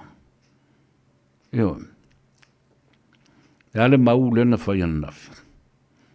Wata lepe ina ia mawhai una toi fau. Seisi la sanga fau ma seisi wha vai fau. Ala le tala le whaiwhi aula. Ne le mwhai toi ngalo e te au tala le whaiwhi aula. O vaenga wha whai. E wha pi e meringo le tua. Le swafa pa i o le tua. E malaia. E wha malaia le tua. Sei wha whangi. La su taltonunga. I lea tua inga whaiwhi au whapea. Tu lau au tau la inga sālevi. E leanga wau mai tau mea. E le mawhai ona tu whau oi whapea. Walanga i tō tele whaiwhi au peo na whai atu sa mātou talanoa i nei le tai au. O vili ma mātou talanoa. Tō ina mātou o malo lo man malo. O laltala. E moto. Le poto, ma le tō whaala, o le whaiwhau.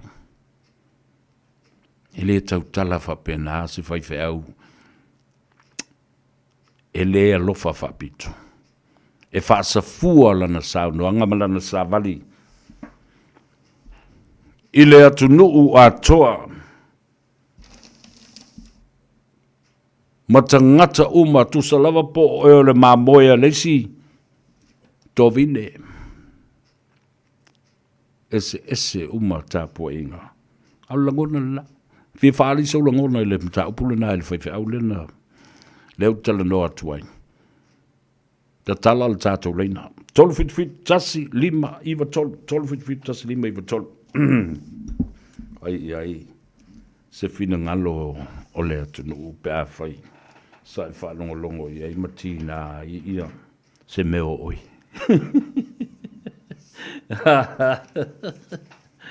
In this case, now we know that Limongi is one of the police's testimony or witness. Yes, of course. Ei foi la balista ngata. Le ta ua. Na lafo tupe mai Australia I Meleponi. Inisi o leo. Lea na whaasea I le sunga lauli. Al tangata leo. Wale ye screenshots. Ai ana lofo whapea o lo mai tauin, o lo masalomia. Allegedly is suspected of sending some money to some police man or investigators in Samoa. Ina ia whaase se ai le suenga pe ave ia tia I ma whaaleanga whaila le moli mawina ai o le si tangata le suafa le si leo lea nalu ma le telefoni Samuelu o ia lea o le ta ua na leilo loa ai si whaila wa le sue le ulua I whaila le ulua I suenga. The file of the first ever original investigation is lost. Is either lost or been damaged or burned or been hidden. Ale o whaalafia po na po ua tiai po ua susunu a lai tau fio filapa. E mea ta ua le tona le whaila le ua fiu ne sui. Tātou ua le leina. Tā lofa maloso I fu manuia. O I wale fo le na tangat. Tā lofa maloso I fu manuia. Tā lofa. Ia, sau no mai. Alo seifua savea. Ia, tā lofa la malofo seifua. Askai ni ka la. Okay. Okay, ni fa longo ai. Ia. Ai se ka ua ni maka o ka fa longo. Tu lai titi e lalo le tio il manea le manino e saunanga la Ia, o ka longo mai savea. Ia, le wala ngone le atu. Ia. Onga o se pai kau le maka ngofia le whafonga le kong. Ia, aga ko mawa whau, o ka ko ua uma le luku. Moni au. E sila fia uma e le tua, e tangata le tua e ama matau iai. Ia, o ke le loa, mo pei mo kau whaapolo kiki ai ma mea ngi whaife au. Ia. Ai le se mea e ala ngā kakau, I loku lea kari kongunga ngā wa ia. Ia. O ngā au mai fua le polo kiki e ngingi ai le ia polo kiki e le kongu. Mongi peanga e whakalaisa vea. O le atua I fo me wha polo kiki e le atua, e pule le atua e au au. Moni lavo. E le aise me e kako ke whisiri ngia ai le suafa mamanu o le atua. E finangalo le atua le me finangalo ai. E le ise singa ti mawhaiana.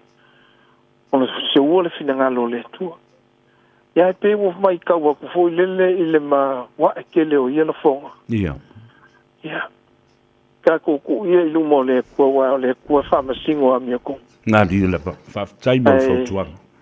E ma kua ka whangoa ngoa le ngi la fonga mo whai whapenge. Ia a whai fo o le karikongunga o ngā le suafo le o ngā le ngoa o le pāki o le whako kua le kua Samoa kasi. Ia le nā. O ngā o le ngoa lama la kong. Ma le whako kua ngā le pāki na au mai ei le ngoa le pāki. Ia a kong foi pesa lango mua iai, ia ke o le koe lango ia, ia pero kasi la le awala le o mafua mai, ia whale kong o te leo whale kong. Ia, malo, whawtitili la molo sao. Ia, whawtai. Whawtaikele la ma le lua whaakalangoanga ma mainga, ka langonga lo whiwhia, se lau pasengi. Whawtaitili la. Whawtaivi, ia whamungia le koe I lau. Ia, I le tua whawtaitili. Iu kere nge yasu. Ia whaasoifo ia. Talofa malo soifo manuia, sofina ngalo. I le whai mai o le whaife au. O tau ia e whai tau leupo wainga wha whai ta o ile tua. Ia, tau te malai e wha malai o tau ile tua. Saudo mai. Ia, maro soifo lo suma kakau. Talofa lafa. Ia, kakau e angawa sino mga kuwai kuranga whapea. O lau mga kuya I kuranga wa saungo I whapea si whaifea. Yang e whaksawa se mga ku. Ia. Nge, o mea apore mea saungo I whapea si whaifea au o nge kia ile kere sang kupe maua. Ele fufula il keu kusi. Ele fufula il keu kusi. Ele ara whaksawa ara ukara. Era nge le whapea ngangi saungo nge au ngore tua. Moni au. O au ngore tua. O la konga ke fonga whawhikau li so se mea rawa. Ea, o la mga kuwai waira li kurangare I au ngare tua. Ai longa whaira nga o au mara uloa ngai ko komura fionga pai ale tua. Ea, ia ma se mau mai la fionga pai ale tua.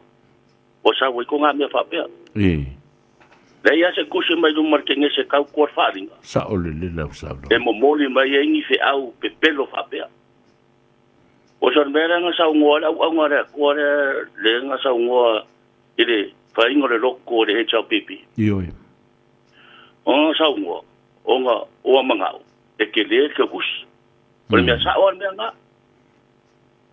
o me sa o me nga lo ka sa o kwa ia fafti ai ke nge o nga le winga o ra kala o nga le ya ka nge ke ua se so manga o au yo mara u lo nga ko nga me fa e kawa o nga sa ngo sa o ia o le au nga le ko au nge fa pikon mangu ya kas monia faftai bo au nge fa pe o le HPP o ai o le ai e ku ko sa uma pa ore be ka ko fa kari po ai le la kula i mai ile fa inga pa lo ka le lumanga mali faftai tele lava bo le sau ia ai fa so fu ia be sa pati ata au ta lo fa balon so fu ya se fo manguia le ko fa la ve na lula ia o la ufa so ko mai ka pule o ke la ngonga o si fa se au ya ke o pese se le ka le si le no o i e lotu ia e limongi oi ele pelo como solen ya va pele kar kongule ko ya pero ngala fila se mo solen mi ele te o fo solen mi ya ka ko me va con no ti ngoli ia ela mai ka wa ku fo e kula ngale penga e saunga mai sole e ka mai i sole mo kuale ai se ava ma se fa alo ni fe au le ala kongwanga ma fo ngo fa ya ku fa penga ke nga e sir ka poi mon ia ole o fa no nga mo ulangona na po ele no fo le lo ba fo fa lo wala po fo le tayo nei maka vidi ma fa fango e dunga ngai ko inga malo lo mang malo ti wo fa ku po manga ku fo ngale wo ke i fa lo ngo i ati o fa lo ngo ku fo i lo fa so mbengi so ia wo ele mo ni ka le si fa pe ya ka ku sa mo ni i la fo ngo pe ia a ole nganga ato ole atua mo le to fa pa ia ale atua ina ia fa pipi i mai lo na swafa ia i tatou te manui ai tatou te manui ai alo no winga la fa pe fa ngo se pati fa fai ele fa tua ia satani sa mo o tasi o paki mongui al paki denga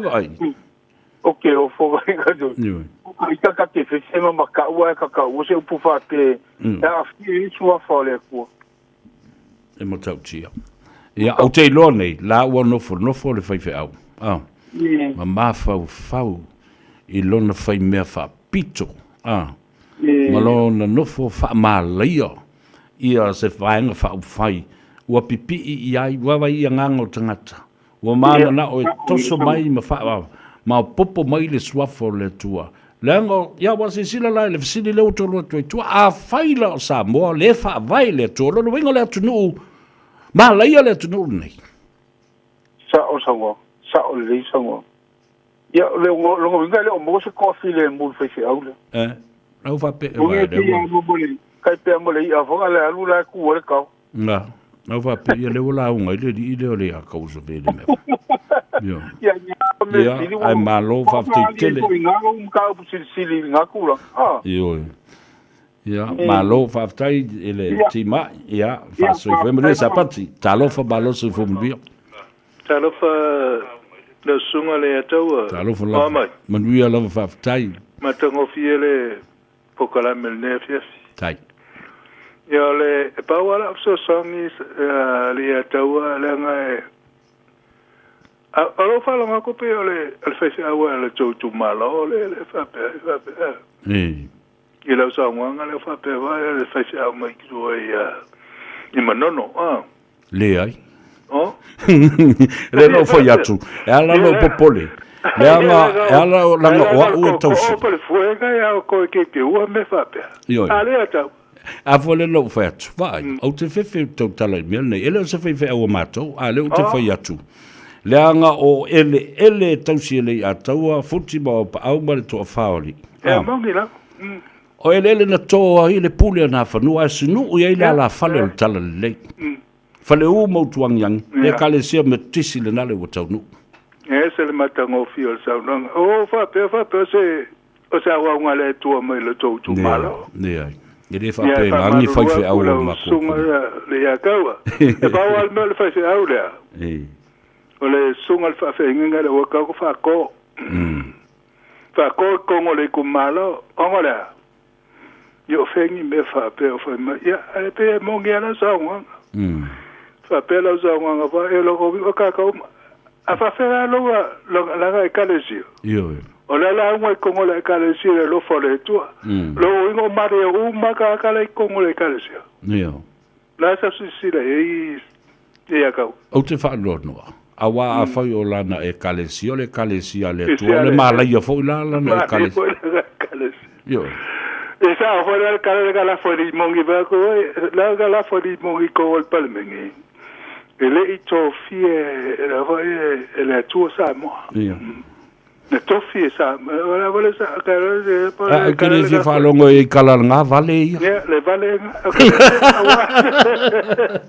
ya pe ni po kala ya fa tai ya tai talofa malol so fu mo mia talofa o talofa le ya tawa oi talofa Lena o mai lo fio mal tina. Dai ma u ia fastai e va se e po po se o manatu ya te awa ia. Ya sabe. E pa ia pe fa e pa u ia te u pa fa pe wa. E pa u la vai lu tanga ta ia lo na o po a foi fa de como ngande e pa u ai i lu ia te ia le na la ia mata u wa. Yo. Ia Vanalo manate a lo fate le ati manuela tiuti. Ia va tai. Talo fa malo se fu mo via. Ia, malo se fu mo via. Tawa. Ia, sablo ia. Anse ga fa fesi fa mole. Ole fesi au le fesi fa kasi ma ta ko pamusingu. Ia. Ia. Ia. Tio la ngonga le ka ka wa ko a fa ila fesi au le ia. Masalo ole awa onga le kongo si e kare si ale. Ko lo lava. Ia la ke le ka ko nga ka lo ia. Masalo ko nga me fa pele. E mai si o tele fa ia le kalesia. Ai o te sa i o le tangata o le te ia le kalesia ma tu ai nga la unga fa pele. Le kalesia ia sa ole. Pe ka ko pe o ka nga la ngonga ia le au mai pe. Me ka kurkuri ka ko fa masingonga ma me fa pe. Ole ka u ye ngai ya o ngai mangai me sa ko ko ya le o fai loku mai le ile ku hau fai e la ngonga ya fa ngonga ko le e ka ka o ka ko fai sa u malava ma ya e ku kusa me la ko ma mo ka ko ka ka ma sa mo ma dia la e ku kusa ma la ko e ka mo fai ya kasi sa mo ai ele ngate le o la fa o le taimi le nei o le mautonu ma le fete na i o langona ia ma fa pena fo i o mai le fa no o le taimi o le mana o mia o le fa ma fana o le taimi o le mana o mia o se sa vali fa ola totonga ai sa vali o le mala ia ma sulu le afi o ma wa le winga na le upo mala ia ma sa ko se o se ama kanga mi fanga foi la ko camping la wa ma ka we kam fai show ma ka ko e va mo mai lo mo fe au e ku le ia camping ko la i fanga ku la nga fa pe nga le o fa pe ai i fanga la ko o sa mi la ko pa u fai ia ai fa kai la mo le tai tele la mai dia foi le tua ia talofa lava alo sabia ia alo sei fo te mai ma we penga e makamau e ka mai pole ale karisi e nga fisia ia a fo le la we lo le kalesia le i vai mos oh okay ia le ole e fakasa le ole ba ole kai kalesia le lo tu fo le di le olimo ia la nga fa kula ka kala la ngai e ile upu fo ile le ku uma e fa penga fo ile mela mo ma wele ki o ngaleli e kakau al whaaloalo i e kakau iai. Mani lam. O le wingala la ukala. A whai ele ilo ele whai whi au whaaloalo. E re kakau hu kaku whaaloalo iai. Langa e mausali alo ua fo ika kongo sa vea. Se kuno al whaaponga anga au whai ngalue ngaleli. Langa e se ale me ka o le au ngaleli. Mal whai whi au nga whaau o eleli. Ai e feorolo fo ingai whai whi au i e feo i ele. Ele i wala au ingai leli i ngalue ngaleli. Nga wala au ai o la ko waka i ko orua ma la ko whangau Afrika ia. Ele se whai whi au nga o le whaapu wailu. E kai whapengala la whaalonga o le puka whaalongolongo aku i lau mka upu angeile. I leo auri o sau waila le kulanga le mele. E a lea lau o whaalongolongo aku i le. Nisi vaenga o le kao whainga fo i o le maka upu o le whiwhi au nga whai. Ia wai alanga whai aku la ka ikakala. Ia o le ngā whunga mai esi whinga ngalo. E li ka kāua i se whai au. O whea, reo o maku fo sisi ngā fu ai whi au maanga ngai anga la unga i mengi o whai au. I le kele o whi au ka ua nga au mai. Ia a o lea lai fōringa mai. Ma le mela leo ua mai kaua kungi. Ia leo o le wha ngā solo leo nga wha o ngā e kula. E pa mali mongi i le ngei hit and run. A lea lai mai kaua. O le au i whai au le wha o ngā inga. Ka fio lai le mawhau ngi ka ngā kaso. Sa o le saunanga. O le au whai ngā wenga o wha o ngā. Ai le whoina o neia. La uatu whai au ma tu la i luma le wha msinonga. Le luma i le vava ai le ngā wenga le atua. Ele misi la ufa manga kurunga e fai olo a inga ia au. A o sia mako fo e kale sia. Talo fai. Ele fa ama sia singa i ngai koi inga o le au fai ngā ruenga leri. Ia nga fai e ale malaka i kamau. Ka iloa i e pe koi kuma i ngai kamalo. E le ma fai langa ua fa ama masa ngia e le kamalo. O le ale le au fai ngā ruenga leri. Le fai la ua ui mai le fai fe au i o la kou whanganga le anga ni. Ia ai karusia ia i le whai au ia i lo sala moi langa me ua whai. Karusia ia. Pau ale me ia ke avi se ia le upu whai au. Ai siringa luanga i loa e. E luanga sa au ngi mari pāloka. Ia le na. Luanga sa au ngi mari pāloka. A whai fo ua kele i ngi upu mangi whamakalanga ua sala fo. Ia. Ua sala nga kaulanga le la kou lava makawhai oi. Sau moanga mwhai fu mangu a wasa mua ia mangu ia. A le la u whanangolonga. Ia o le wheku ulanga me le ua whai. Ia. Karusia ia nga karesia ia faukuanga ia lako i nga fai au. Ia o sa ulea fa so mai pa lo. Sabia? Tai tele lava man bia ia. Fa tai felo i tai au ia sui fuia. Lea lawa o fai atu ai nei. Fai fe au o mo le tatu o tunu. Ele ngā tai New Zealand ei ma tawhai fio le larurangi. Ma le mamalu o le ainga sa le vi o lo whaafonga fonga mai Samoa. Iau tau mana tua lau tala lea e a vea mata i ala i lau pālota. Ma lau e kisi. E mawhauwhau le manuia o Samoa. E mawhauwhau oe le whaife au o lo o iau lima le whaamurianga le atua.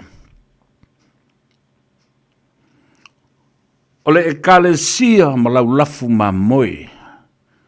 O lo o iai yo a ao.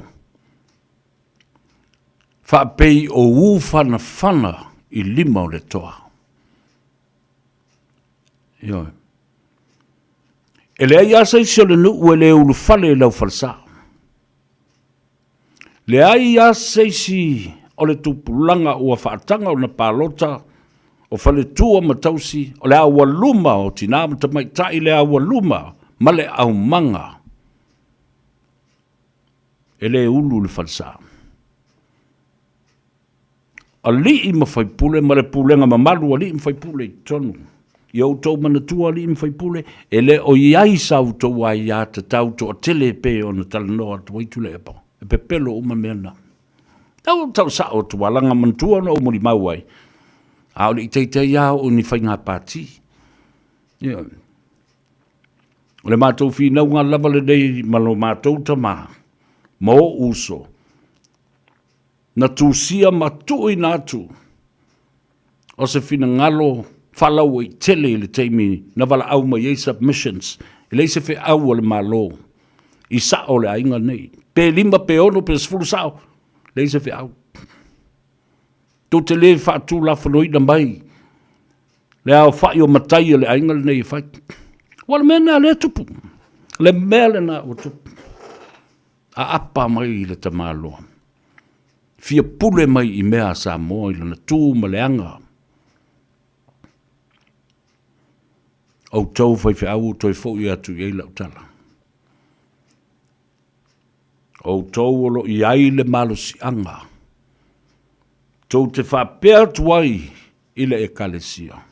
Le ekalesia, tau te mana o tau te ola sa o loto, ma ola fia fia, ma ola I le upua le tua, ma ola tau sisi le tula fono. Ia o tau mana tua le mea tau te palota iai.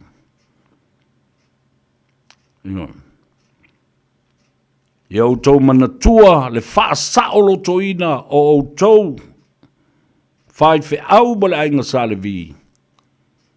Mai le mea na whai nei na wha tū ai o tau I luma o pilato ma le wha msinonga mawalunga.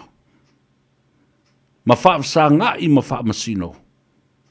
Talo whai o tau whai fe au ma le ainga pa ia o sale vi le tua. O tau o wha masino Israelu.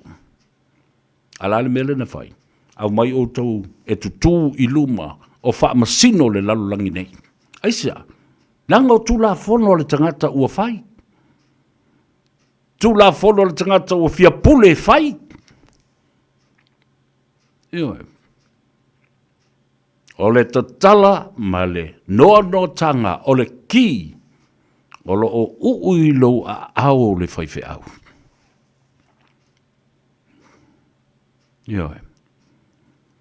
O lo o ui o lima. Te le toi tau whai atu.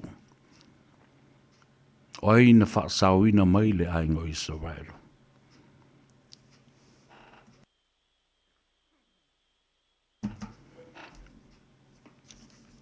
Tala fia ana nei le tai au. Wa avea le pule. A fia me malana kapeneta. Le o ta ofi fa soli tu la fono ai le fa matu atu o tupe o le poloketi tasi le miliona. Le tasi tesi ma le valu miliona o lo totoe. I tu ma loe te tau na fa manuei nai. Wa umana pasia le palemene talwai. Na pauala leo le me fai le malo. Fa au. Olea. Tufa lo le tupe. Tufa atu le tupe. Faa umalau tō ngā ruenga. O se faa marianga le nā ai tū te le I tu ua le palemene, ma tu ua le malo, o le ua faa ta ape le palemene. Wale o tō iai. Se mamalu o se palemene. A le ua o tō tā ofi. Ua o tō titina le ua o le atunu. Tala upu tala sa o le tala le rai le se. Tau fiofi isi vai, a pe o le atunu o le tino, a tō le tanga. Tau fiofi isi, ia vai o le atunu, tau fi le lima. Ai titina isi tangata le ua o le atunu. Ai sea, o le wha mnianga le nā. O le me o lai le atunu, I le soifuanga wha le tino, le tupe. Ai a la le mato I tu malo sale moa ne I le tai au sanga. Le tupe na tutoi tonu, o le fono whawai. Whai mai le sao noanga, a le sa avea ma whai pule ma tofi o le tu malo. Ia tanga loa tele, papali I poloa. Tufa! Ia mana tua lai le ia sisi a tufa I le nuu, tufa mo a inga ma mea whapenale. Ave I ekalesia lale o tai lua se fulu le whakasa, lua se fulu wafe le whakasa, se fulu wafe le lotu mamona, se fulu wafe le warota, lua se fulu wafe, io, mea na le na whai nil taia. Tufa loa mana I kelea. Ka kia ia ngā, a tina e mana, poloketi o toi whai se toi fo I mai ia, la auli mana na vaenga po, la le tūlanga le aiai. Whaatawhi le vai le nā poloketi. Ai tufa lo le tupe. Tufa e kalesia. Mai mā nia I o le mea nā rua whai nil taia. A whalo longo mai fo isi tu malo, la o ia la tu pere i. Kufa e kalesia. Wa a whape tu fo lele na o matawhale ma a inga me whapena. A whape o i tu malo i e tolu nuu. Ia tofu le pito nuu ma le la tou sifuru afe, ma le lus sifuru afe. Whaso po lala tu me whaiei. I was glad to hear that this morning. Yeah.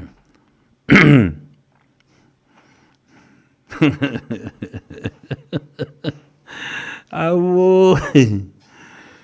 Tai mari ye. E mea wo o iai. Sa autou whafonga mai o sitting ia le whionga ia lino mai apa. A whapea o le fua lea. La lau tilo iai pea whapea o tu tusa fi naungalo whaia nei. Ma le tūlanga ua pei ua lolo u le si vaenga o le fua. I fi naunga ale keisi ma leo ma la tō morimau. E la umu la tilo iai. Tusa wapa u te isi lalo whapea ia leo. Ona o le mautonu o la tō morimau. Ai o lo o wha pepe ma keke lunga i le ngila o le mawalunga o le tau mawhainga a le tū o lo o la tō pui ma te i morianga ia la tō. If you look at that scale, then you know the scale has tipped in favor of the legal defense team. Mai awa Simone Talia talfalava, malole se fomvia, o to uma to pou, pa ia maulunga o le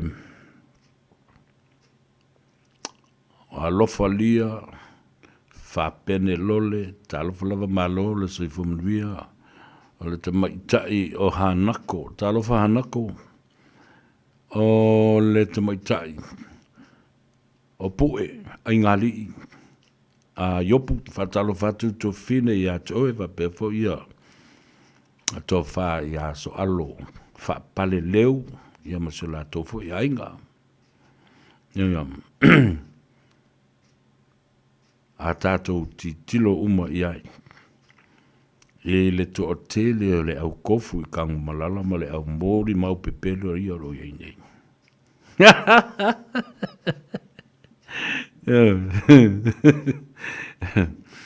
Le au fau la manatu whapea le tele o mori mau a leo ia o le a whapea nā foi o na malosi ai le mea a leiloa o le tele o mori mau o le tau mawhai ngā leo le nei o le tele foi le nā o le meo le wha mau teimi ma le meo le wha mausali ina o meo le su enga e lei wha mau sali ina ia tena tātou o tāle pese lea fo I mai ia on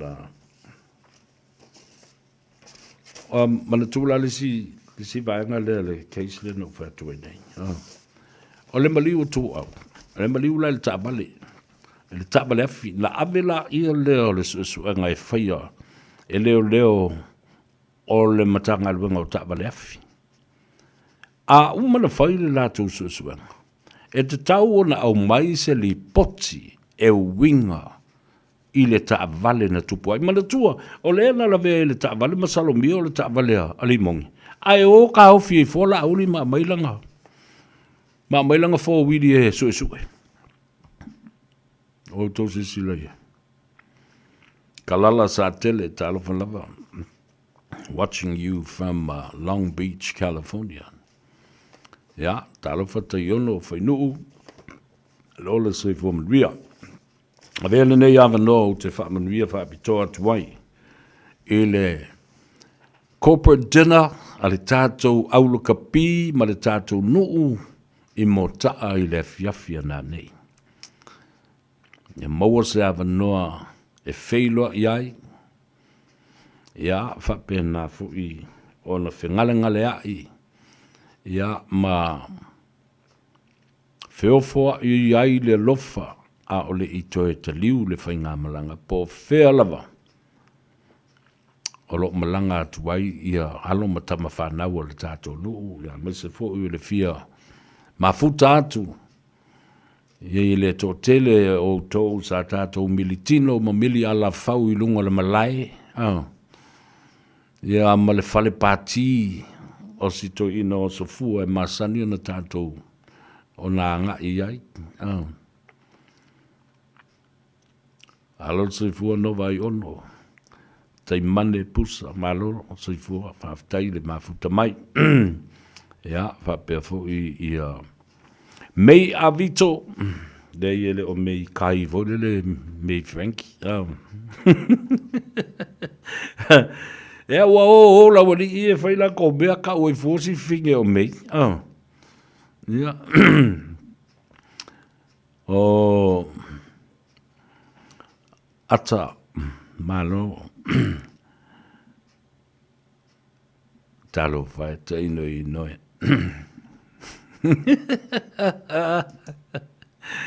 Ia sau e pusi cat e alu I le pitolele. Tele ia o le au lo latu lango I mea se I e fai. Ia lea lava e whaari mai o latu faulinga ma latu. Malui ali le corporate dinner nā nei, au tō whāwhunga mua, ale vai maunga, ia po lau te lenga fo I nam lo ulu, Hawaii ma le tō tēleo, o le tātou awolo tō whelai. Whai mai a kalameli. We had the opportunity to ask Leala, why is he giving Samuelu all that money, etc.? Then we listen and take note. Can't wait for this day. Because we've gone through the processes of where the money came from to buy the bovies, the cow, and then the money to fix.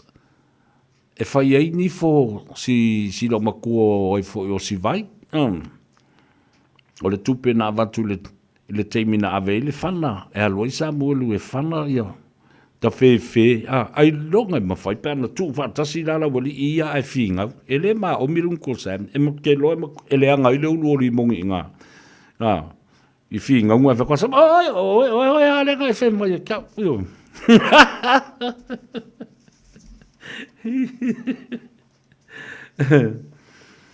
And the reason why this case,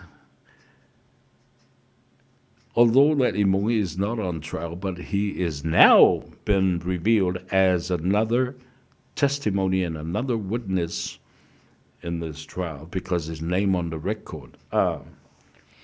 Public interest is so high. Public opinion is the danger here because avapela tātou te whi, se whamsong le nea, o leo tātou tala noa, whawhongwhene, leo tātou tala noa. I mea ua umona tala noa ina le whamsinonga, so i le aia la se mea whainai. Le aia se mea whainai, wa tala noa I mea ua uma. Ea le na. I lo palota. Ai lo palota. Ai lo wainga I Samoa. Au tātou iei le vaenga le nā. Nasa whatumulia ana nei ia le nofanga lea se lau Church Street I Onehanga. Oa lea I Otahu. Malu fo le tunu una anga ia tu lātou te langolonguina ia le whamoe. O so ia tolu manawe nisilu ke sua whamuina. Ia whapena fu ia whamuina few skuka. Alo vavtai le au lango. Se manu, Filomena, Tears, Mei Avito, te mai a Talo whai. Talo whai a oe brush.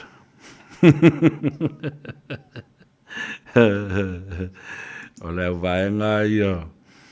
O le vaenga ia o le kindergarten o le a onga whateita ia. O le lea. A tu le epalai o le iai ma le ungali i ai whawhasa wanu. Oi vo yo whakuma. Ma sai ia le na really. Ja. Tarsia. Ia fasi silanga o au mo I ele fionga le te fondo le foi le tusi ia fa pe foi le mamalu le no foto o ma le committee fa foi le fa tu le tu sa mo tasi o to uma lo ia le fast supporters group. Ja, longo atu. Tatou fono fo I le aso te au. O le afai o le nai no fanga masani.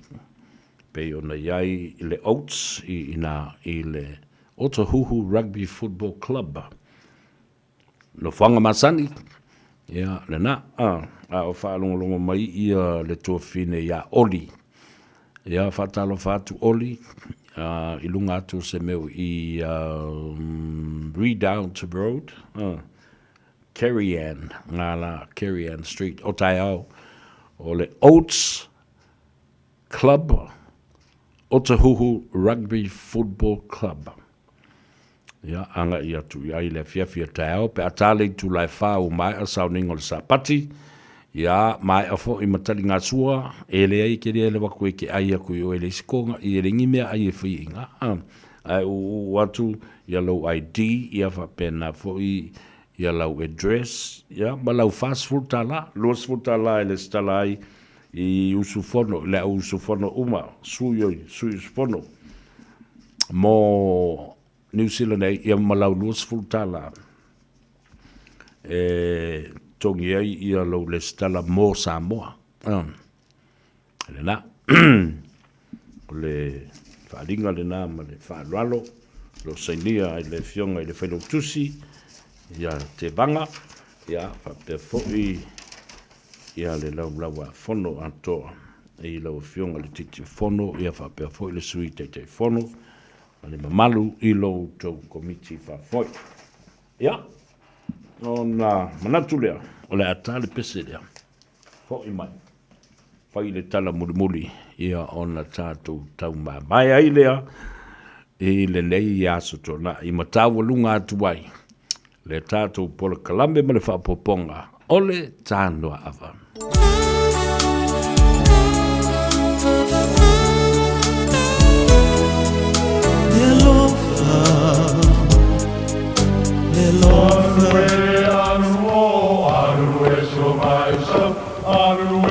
O Samoa o le atunu ua mai au na tofi.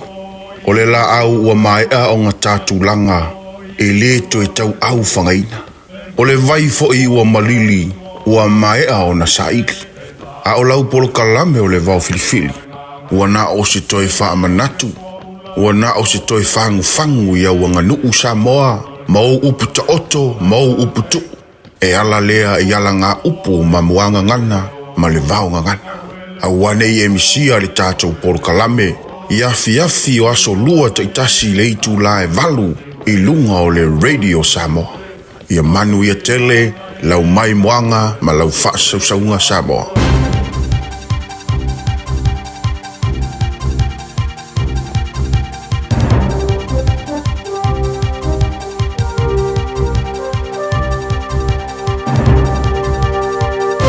In this update, the new Te Ahu Aturanga Highway replacing the Manawatu Gorge has opened toll-free. Labour Transport spokesperson Tangi Utukiri says locals will be relieved to have the Manawatu Tararua Highway open after years of work. Claudia O'Neill reports. Utukiri says many from the community and others from surrounding areas had stood against the government's proposed toll. But Infrastructure New Zealand says it's a missed opportunity to help fund the road's ongoing maintenance and future resilience. It says tolling isn't about penalising road users or the communities in the area, it's about responsibly managing our assets. Frosty conditions are hanging around this weekend with snow still covering parts of the South Island today.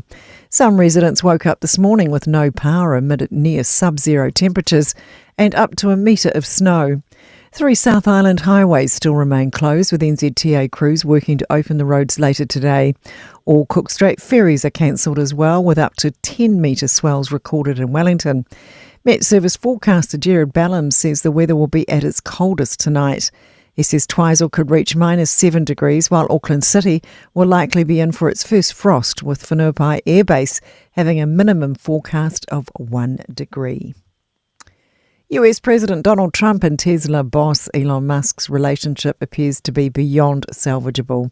Their war of words is escalating, with Trump reportedly saying Musk has lost his mind and saying he's considering selling his Tesla.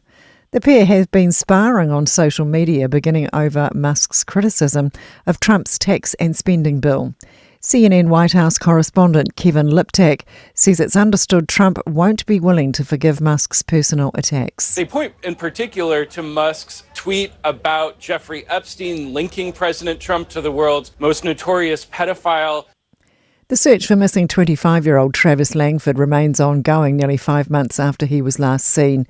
His vehicle was located burnt out on a Tolly Road farm in Naroma in January, and his dog was found in a nearby paddock the following day. That's news. In sport, Kiwi driver Ryan Woods bounced back to secure top spot in today's second race of the Supercars weekend in Perth after narrowly missing out on pole position for the first. It's also the first career pole for the 21-year-old from Wellington. High praise for the new man in charge of the Black Caps from a player who thrived under his tuition. Hamish Rutherford was the leading scorer for the Rob Walter-led Otago Volts in the 2018 and 2019 domestic season across the T20 and 50 over formats. It's believed Walter secured the job over New Zealand great Shane Bond. Rutherford says NZ Cricket made the right choice. I can't speak more highly of Rob. He's certainly the best coach I ever played under. I've had a little bit of time with Shane, but, Rob is, for me, the first choice. That's sport. I'm Sandy Hodge. Radio Samoa. Taslima Ivatolu.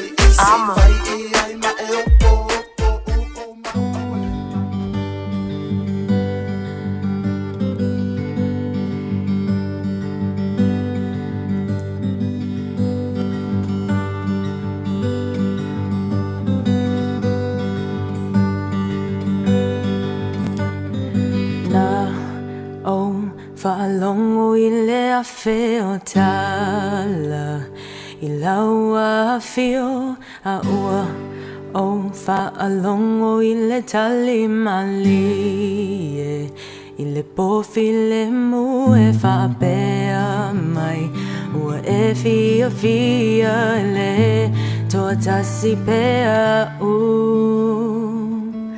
le tamalele o oilena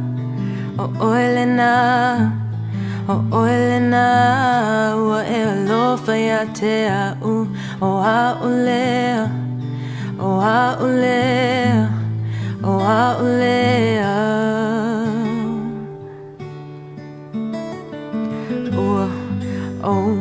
va'aia le toa tele ua sa'ili se tali a ua iloa ua na e maua mai ai ua iloa mātou mana onga ai le I whai atu sa mātou upu o le tamalele o oilena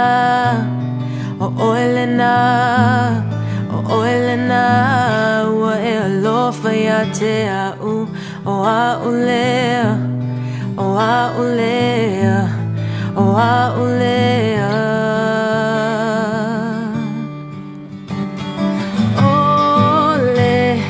alofa le mawhaafitia ua ole maungangana ole file mule mafola ina ole maumana tua ua e wala au mai ia te au I le loloto alofa o le tamalele o oilena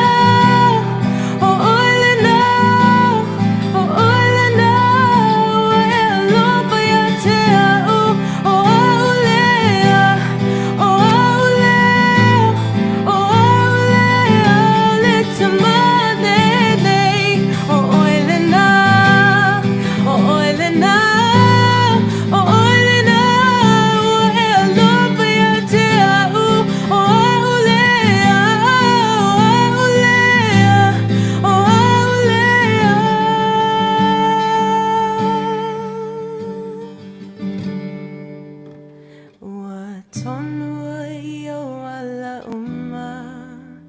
ua tonua iyo ala ua tonua iyo ala ma imato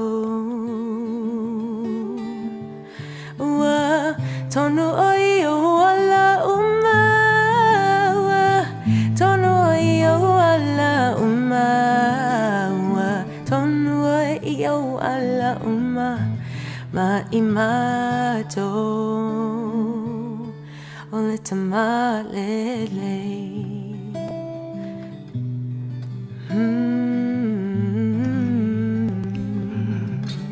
Ia, o lea ua seu I whanua le whātautainga te masoali inga.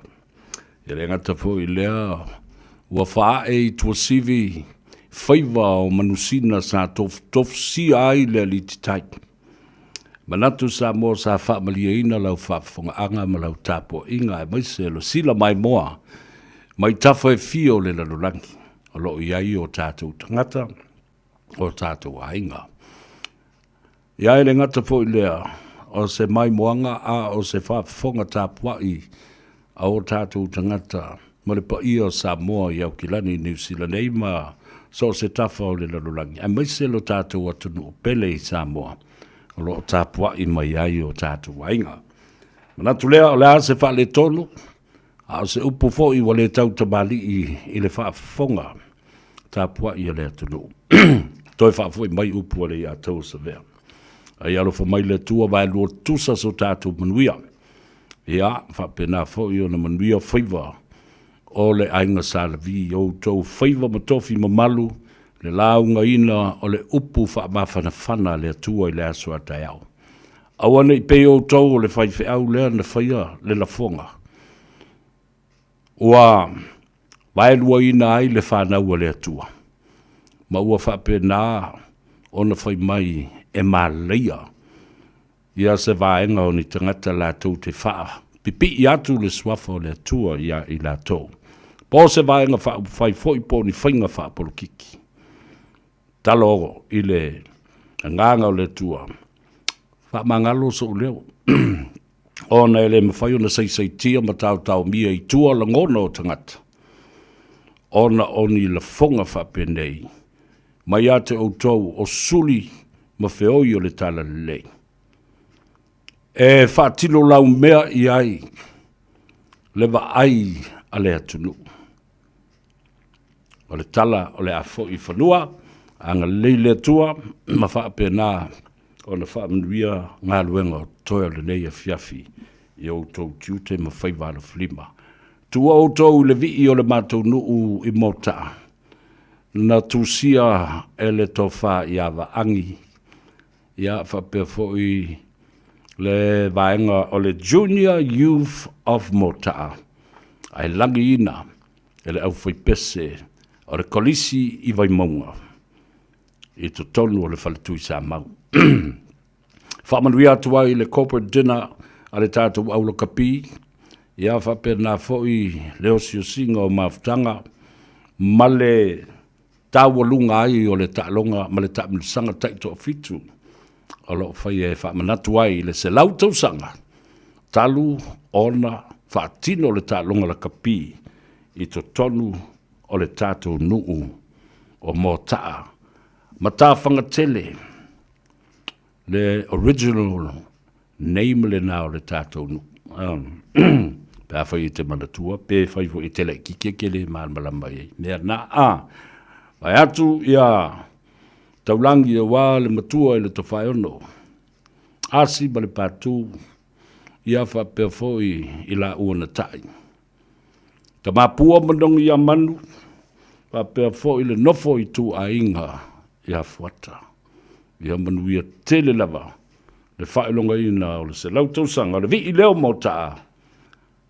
Langi ina ele vai maunga college. Lei a taua sa vea le nei, whawhitai atu. Alofa tele mo oe, maise o tātou ainga ia tanu I whafa. Whasoi fuia ma ia manuia.